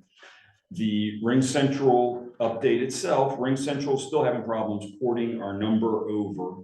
Our 882 VOLP number is still in limbo land. If you call it, it's forwarded to us now. But if Sheree calls you, your caller ID is either going to say out of area, blocked, or Massachusetts. Go figure. Okay, so we're working on that. We're having a hard time with that. It's really, we're dealing with Spectrum and Ring Central, and each other says it's the other one's fault. They can't really, and they all say, oh, you don't have that number, which we do. So it's been a real problem. Next one is one of these things that we've got a issue that we had to address because of an issue with it. We haven't technically addressed it yet, but we've already ordered a new computer for Sarah. Her computer is old, slow, and was having problems with the hard drive. It was, according to our tech people, it was a matter of time before it was just going to totally go and then become a whole nother problem. So we have ordered a new computer for her that'll be here Thursday. That they'll start setting up on Thursday and hopefully have it. So I would like to make a motion for $1,700 for Cheryl. $1,700 for a new computer. This computer, that also includes the time to transfer over and set up. That's what a big part of it is. You think, oh, I can get a great computer for that, but that's a big expense with this. So I'd like to make the motion for $1,700 for a replacement computer for the office. A second. Jody made a motion, Bruce second. All those in favor, signify by saying aye. Aye. Motion carried. Both Jeremy and I have talked with Cherie about adding a second monitor to her computer to help her out. I don't know if any of you guys have ever used that before. When you're working with multiple items, it really is a time saver, and it's great. We have a monitor that we're going to test it with for her. And if it does work out, basically the monitor is going to cost $115. We don't really, I guess, need a motion for that, for the amount of money it is. We've got to figure out. As a matter of fact, I didn't say this in my motion for that. I went through it too quick. I'm trying, I'm making mistakes here. We gotta backtrack to, we gotta appropriate some money. We got to, yes, exactly. We've got to get money for that now, Money for the computer. for the computer. Okay. Should we just go straight from the general fund for that? You just did make that motion. yeah? Well, I made the motion, but we didn't say we- where we would get the money from for it. Oh. We okay, need to I see. appropriate Fund that money balance from fund balance. To office expense. Or to computer. We talked about capital outlay. Yeah. We need to make a motion to move that money, or can we just do that straight out of there? Well, we all understand that's what the motion was. Yes, Sure. motion to appropriate $1,700. And do you want to change it to like 1810, so you have enough for both? I already went up $9.42. Well, she's saying that the monitor ain't budget. I'll just do both of Monitor. with that. We can do that to include both of them then. So what's the total? 1810. You just use one monitor now? Yes, sir. Supposed to definitely use. I use 4 sometimes. She's gonna love it. She doesn't know yet. She thinks Well, she'll she'll love love it. What I've seen a lot of people go to the Joe is the bigger monitor, Mhm. and they can open different boxes. Yeah. Just one screen. It saves with some of the document or something, so. Okay, so you made the motion, Bruce seconded. Did we vote? Everyone say We're aye. done. Okay. And I need a budget for technology, because there's little things here and there that keep on having to buy at times. I bought, the laptop. We had to move money out of Mark's communications budget. That's over with. I was originally just going to wait till the new budget year for that, but I'd like to add a budget line item of $500 for technology. Is there any left money in communications? Oh, I don't know off the hand, but what I'm wondering, could you just change your electric maintenance to electric maintenance / technology? You know, do you want to have 2 different buckets or just? I mean, we could do that for the time being. See how it goes. Would we want to? Gives you a little more leeway. One goes over and one doesn't. I don't see a problem with doing it that way. See how it works out between now. The only weird thing with it is it, it Electric. falls in park and rec with. I mean, I don't think, it doesn't matter, it's the budget, but I'm just saying it's. A lot of things in this town, yeah, it's a little confusing with park and rec. Yeah. For the time being, it's not going to be much. A few things here and there. It's just, it's kind of difficult when you have nothing. And then think about what you want when you're thinking about next year's budget. Budget, include that with it. So, okay, So do you want to do a budget amendment to add 500 to that one? we'll do that if we need to. I've got plenty of money in my electrical budget, man. Okay, Yeah, we're perfectly so I'll just fine. change the name. Yeah. Okay. Yeah, so we'll do that. So that'll handle that. And the last little part of this with the whole technology end of it is I've been doing a lot of work lately with using the computer. I've been doing, setting up the Ring Central, been working with setting up the monitors, a lot of different things with the computer. And it came to my thought that somebody else is using his personal computer for a lot of other stuff too. And probably would be a good idea to add a computer for Jeremy. I think it makes sense. He's setting up these slideshows. He's doing a lot of different things with it that are needed. I'm doing a lot with this one for the ordinance review committee, and like I said, the Ring Central. I don't really want to intertwine it, what I'm doing too much with my personal computer at home, because it's my personal computer. It's not the village's computer. And I think it would be a good idea, for as much as Jeremy is, for us to purchase a computer for, the Lake laptop for him. And a laptop in a case, everything's gonna run about $650. What does everybody think about that? I think it's a good idea. There's so much going on anymore, you gotta work it out. And I think this could just be a start of what we may need to do for everybody. But it'd just be a way to try it and see First step. what he uses it for. What, does that include your software and everything? Well, I mean, really, the only software we use is Windows, and of course, we use Google for everything else. That's. Yeah. And there's no other QuickBooks You or. don't need Office? um, Excel, Word. Well, if you're using Google Drive, use Google Docs. All from there, yeah. I'm just not. I don't know, I'm just asking. Did you know? and I have no problem using my computer. Joe discussed this with me, I guess it could come down to a record retention or a request, and if there's, if somebody wants something or something subpoenaed, and then they take. It's a whole lot cleaner for you. Right. Right, it's a whole lot cleaner for you, say, all my village business is on this device, ain't none of it on my home computer. Right, you have it mixed up with your Yeah, personal right. and your business. It makes it a whole lot cleaner for you. Makes logical sense. Yeah, it probably makes it cleaner and easier on you in terms of if something comes up regarding a particular subject matter and you're somehow, let's say you get to an actual legal matter in court, where the court's directing you to review every bit of your content on your computer for a certain subject matter, it's a whole lot easier to say, well, that's easy, here you go. Download whatever you want, or it is, there's no question about that. So because I'm not against it all, Jeremy, but what's wrong with using this laptop? Because is this just for the meeting out? Well, it's for the meeting now. I'm using it a lot for the ordinance review committee and for everything else. Basically, having two computers because of what we do with them.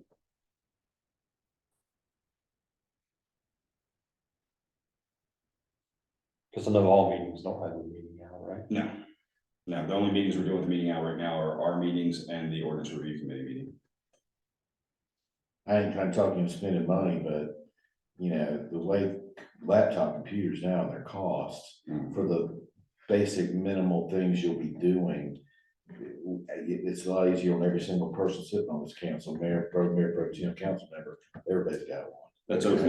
We're opening the door. I heard that you say it was the precipice to it, but Yeah. I mean, Because mainly, it makes some sense. if we end up with, if Jeremy starts using it and says, hey, you know what, we really need to have Word with this or Office, with it too. So then we know, then we buy computers and get a group license for Office, and we do it. Now, and maybe I end up seeking out, or you or Cherie seeks out, other municipal policies regarding an agreement by the council member related to what the use will be for, and that it's the property of the village and all that kind of stuff. I'm sure that's going on somewhere.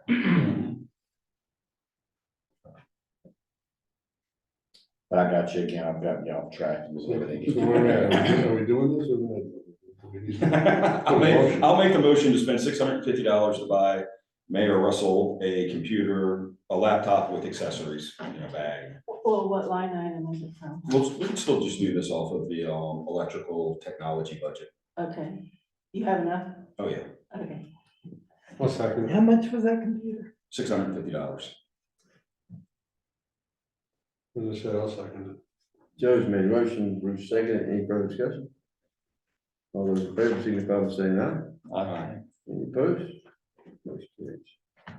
This might be an appropriate time to ask this question. Since I deliver the villager, should I have a village vehicle, maybe? Just kidding. Actually, yeah, We'll fund you a sign about this big. GLBs are very good, very nicely priced. Yeah, but you have to lease it from the village, since you get paid by the village, you have. Who's second? Yeah, that. Sure you don't want the sign? I know. Special project update, we've already heard Ripple Fiber, the landings at Lake Park, sure. I just wanted to let you all know on the landings at Lake Park. Yeah. I think Cheryl and I've managed to spread out on the paper. That, I was gonna say somebody, anyway. I talked to Crystal at Union County Water. And the landings project is currently, there's 3 phases of approval and they're in the middle one. What they're waiting for is the intersector, approval on the intersector, and an intersector water sewer, I didn't know this, so I looked it up. An intersector is what is a high pressure pipe pump system, basically, that moves waste to either the waste treatment center or to another intersector. And so they will be, the interceptor right now for our, for where the waste would be going is out to bid. So once the ground is broken for the interceptor, then they will be approving water sewer. So that's where that stands. And I just thought that was interesting because I had not heard that. I knew they were, beyond the sketch plan, but where were they and how did that work? So that's what the wait is. But I also understand from Jeremy earlier, or the end of last week, that Union County Water has got some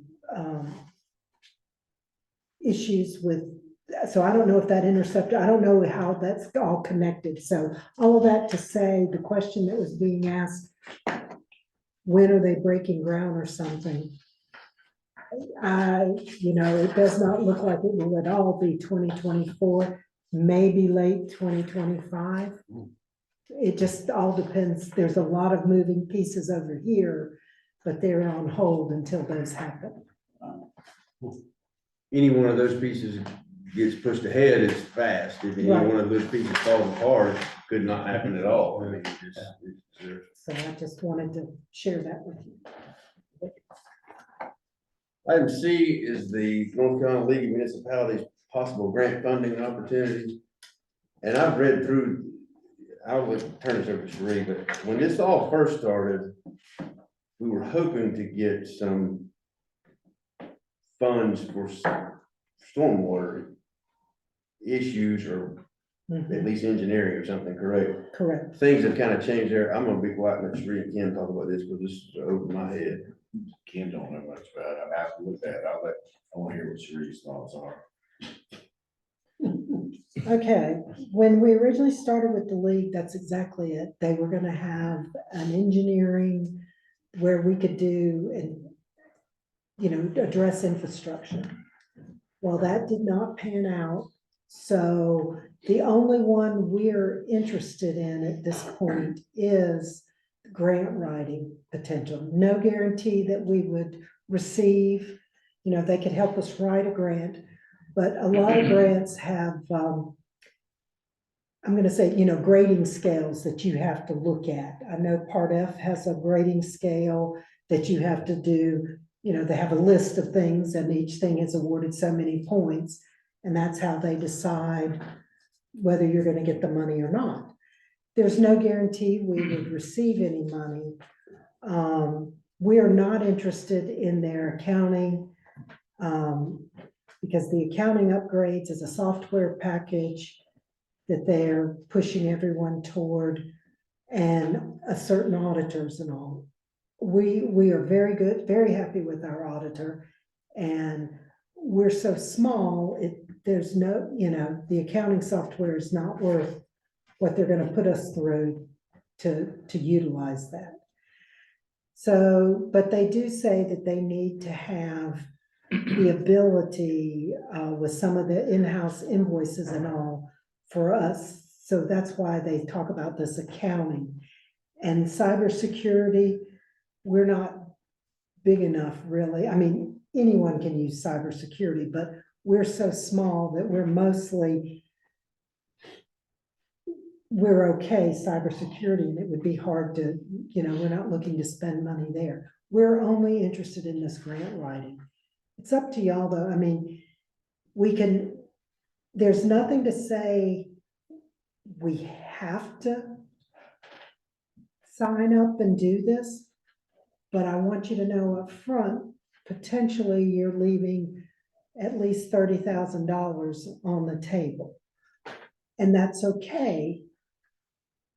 But it may be an opportunity to where we could get some help writing some grants or some basic boiler points where we could plug in certain things and know, oh, there's a stormwater grant that's out there through environmental health or, whatever on a state level that we could qualify for, that we have no idea.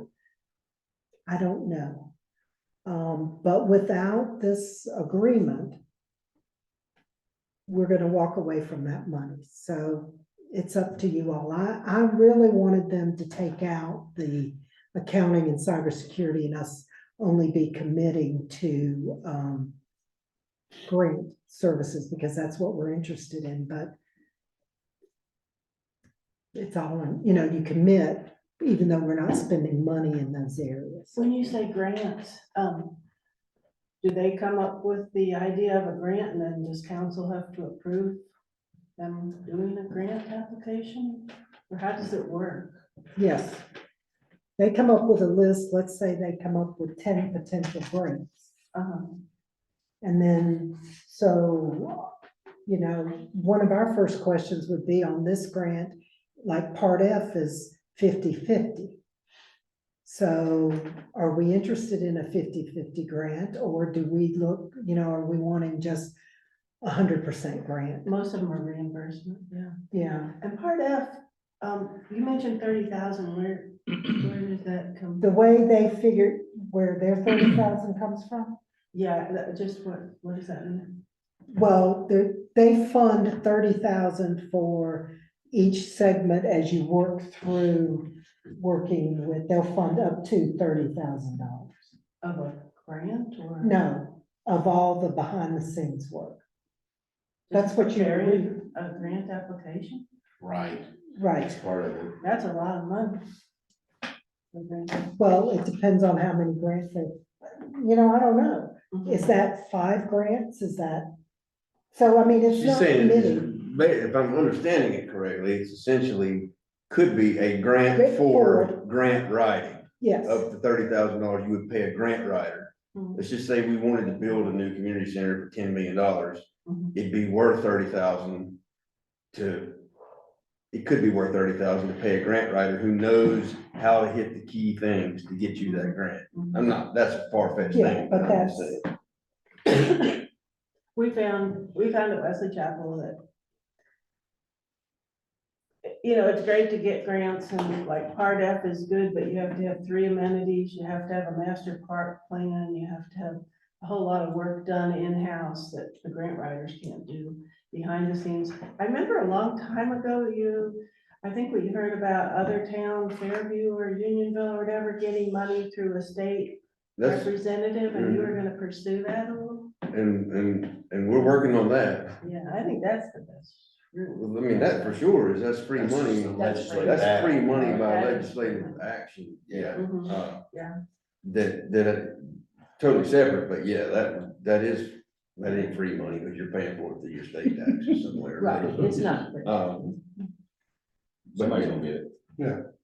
I'm not trying to, I've exchanged a couple of emails with Sheree and the mayor related to this, more the mayor just, I think, being part of the chain, more me and Sheree talking about it. I don't know what her comfort level with it is. I don't know. I'm a little uneasy about it, maybe is the best way to put it, because I think it is all for this, you're pointing out, Cheryl, it's these stages of potential for grant writing. And I think that I hate phrases like up to this amount of money, because that just gives me a red flag of, we're gonna burn it up with that amount, and then the rest of it's gonna be left to you to figure out how to do and expend the money to do it. I get worried about that. I don't see the subject matter as being, I mean, grant writing is a subject matter, but the whole, it seems like you're signing on to have them come in and assess your accounting principles and your cybersecurity status. And I think you're shaking your head no, meaning we can just tell them, no, you can't do that, I Correct. guess. Is that right?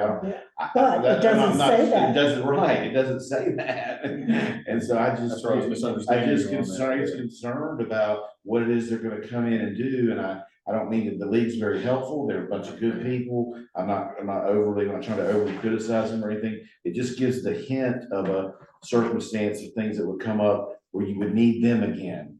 For purpose, I don't know, that's my They give you 30, initial. you have to spend 60. Yeah, that's my initial take on it, which may be off base, but. That's exactly what I was thinking, is how much is this 30,000 gonna cost Oh, us? cost of ship. Yeah. You know? We get a lot of things for free, right? I don't think that's right. Well, I think what happened was the league got money and it's all related to all this ARP and your inflation. All this money has come down from the federal government and now the states, you know, facing deadlines, it has to be appropriated by the end of 2024. And so they're throwing it to the league and the league's going, oh, well, run around and spend money for you. And One of my questions to Sheree was, what is the downside to adopting the resolution or the memorandum of agreement? And there really wasn't a downside, because even if we adopt them, we're not committing to utilizing the $30,000 or any of their services. Am I correct? it doesn't say that, but yes. Right, yeah, I mean, I don't know, the answer is, I'm not confident enough to say whether you're bound in some way, I don't know. Well, we certainly can't adopt a resolution that we don't know. Can I make a suggestion? Why don't we ask Charles Hine, if the league is, why don't we ask Charles Hines, who is our representative, to come to the March Council meeting? That is a great idea. Should have got him here tonight. One more person. Put in the 6 Oh, yeah.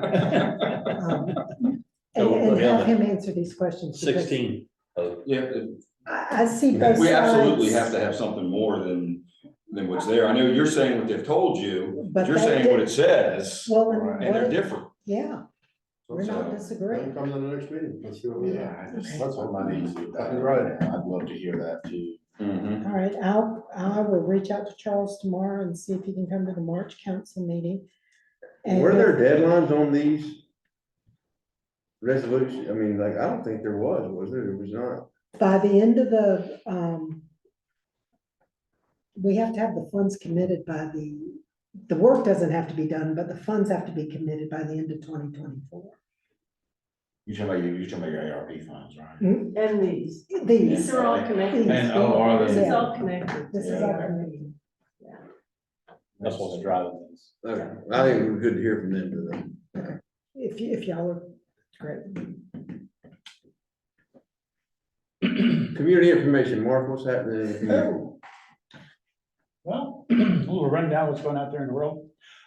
We now have, not we, but there is a Lake Park Social Club now. It was invented by a bunch of ladies, and it's not affiliated with Lake Park, just like my unofficial Facebook page. And Brandis Riddenauer, she's one that basically started this thing. And according to their webpage, they allowed me to be on it, one of the girls, not to comment, but just to see what they got going there. And there's right now 87 members on that page. They had their organizational meeting and they're considering doing a whole bunch of different things. Recently, they formed a book club called Booked on Saturday. And they met earlier this month, and their next meeting is on March 2nd, 10 a.m. at Kathy Coggins' home at 6038 Craft Avenue. They also planned a monthly event called Second Friday Drinks and Dinner. They recently held one at Puerto Vallarta, and they are meeting again on Friday, March 8th at 7 p.m. at Mooney's Pizza. 80-some people? 87 people signed up on the web, Okay. on the Facebook page. The restaurant was busy. Yeah, that's probably. Really, Yeah. some of the people. Yeah, We invited all Lake Park here for tonight. Okay, the master HOA meeting is this Thursday, February 15th at 6:30 PM right here. And they also do an inspection once a month where they drive around the neighborhood. That little crafty thing will be happening on February 26th and 27th, so make your houses look nice. Why? The next thing up for the HOA is the Kite Festival on March 16th in Founder's Park from 10 to 2. The Lake Park Garden Club meets Monday, February 19th at the Community Center. Debbie Dillon, a Union County Extension Agent, will speak on weed and pest control. Newsletters at the condos, Shuri informed me that a couple people complaining that I deliver them right to their door and put them on the little ledges. And said, how'd you put it? No good deed goes unpunished. There you go. And so anyhow, there's a number of people that really appreciate the fact that I knock on somebody's door and get inside the condo building, and then I knock on somebody else's buzzer and get into the tall building. And so Pat Long and Corliss are my two people to let me in. So anyhow, a lot of people like that. So I told, I don't know who's complaining, but I'm gonna do a little card that says, do you want the newsletter monthly? Yes or no? And I'll click that and figure out which ones don't get it. Second to last is Thrive Pediatrics and Wellness. Dr. Strange, this is not a strange thing, but Dr. Strange was a pediatric practice for over 25 years. And she basically opened an office where the Lake Park Family physician practice used to be. And lastly is I plan on introducing myself and or meeting with all the businesses in the town center. And, ask any questions they have and perhaps put them on at least the unofficial Lake Park page or whatever. They're on the website. Yeah, they're on that website, yeah, but not too many people actually go to that link on the website. So I thought I'd give them, let's just say, for instance, when the Lake Park Animal Clinic started, Jay Rutledge. I helped him market to the neighborhood and have all these little doggies, say yay, yay, and all that kind of stuff. So he really appreciated it. I got a couple of visits out of it. And then with Porto Varta, I talked to him numerous times recently, and he started a new page, and he's got an online order system, which he had, but he never even told anybody. So I'm working on that with him. Luna's Pizza, I helped them get established with, showing their menus and this, that, and the other thing. So see if I can do that for other people. Luna's needs a paper to go menu. People call me all the time. Do you have a menu for Luna's? No. Put it on the website. I'll bring that up to Pedro and Leslie as well. You're trying to get all this free food now, when you get your free. Yeah, maybe I get the Sounds free like food. conflict of interest. Oh, yeah, I do get. You get free food, but you don't have a company car. Maybe I can get a vehicle out of the center. So anyhow, that is all I have for you. All right, newsletter information? Newsletter, got anything? The only thing I would You want say, the fishy stuff in there again, right?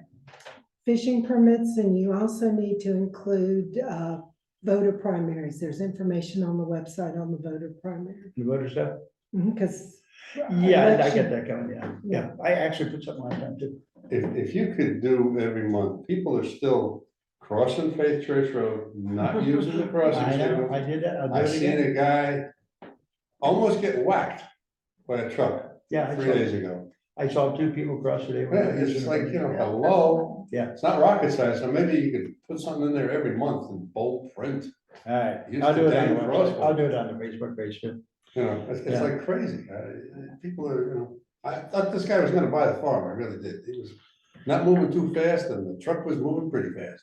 Yeah, one day I had Wilton, I was walking down Faith Church, every time I got to a button, I just hit it. I didn't Yeah. cross, but I hit it. Yeah, that's all. And there was nobody coming, but But they should use them. For God's sake. old age, you do these little things to amuse yourself. Is that what you do? Yeah. I'm not old yet. Anything else for the newsletter? I'll think of something, but I'll email it to you. Just let me know if you have anything. When'd you cut off? Probably about the 22nd, 23rd of the month. Okay. You'll put the kite festival in there, sure. Yeah, all that kind of stuff, yeah. All right. And then they have a shredding event coming and all kinds of stuff. Like that. Yeah. Council comments, Steve, I have nothing tonight.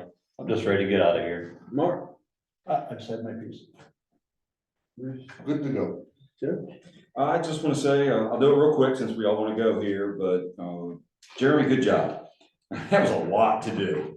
Yeah, He's been working on the slideshow a lot and getting all this done, 2 meetings in one, a lot of extra work. Sheree, you too, you had a lot to do. plus the public. This was double the work and, you know, it was hard putting together a meeting. A regular one is some work. Now we did a public hearing But you're gonna make and this 2 quick. weeks, Yeah. and that's it. I was glad for you to get paid the big bucks. Oh. And thank Teresa for coming. So I'll tell a funny story then, right quick, about what Joe's just saying about the work. So about a week and a half ago, he texted me and said, I had sent the slideshow to him and a portion of it and to Steve as well, so here are the things to cover. Because I wanted to make sure everybody has enough time to do their due diligence. And later on, about a day or two later, Joe said, are we on the wrong schedule or something? Because you sent me that slideshow stuff real early. And all the packets are printed and in there on the counter. And I said, I saw them too. So I said, it's just driving me crazy. I rode back down here. Those were last month's packets that had been stacked up and were in there in the corner. So thank you guys for all you do. Thank you gals for what you do. Ken, anything? Oh, I'm good, sir. I just want to say thank you so much for the wonderful fruit bowl that y'all sent me in December. I appreciate that, and I appreciate your patience with me while I was out, and it is good to be back and Good to in have the you. groove. So thank you. Sure. I don't know. All right. Is there a motion to adjourn? I'll make that motion. Mark made a motion, Bruce second. All those in favor, signify by saying aye. All right. That's my motion. Didn't mean to pick anything. Everything going well? Yes. Good. Oh, Lord. Oh, dear. Yes, take these to the wife for a Marvell.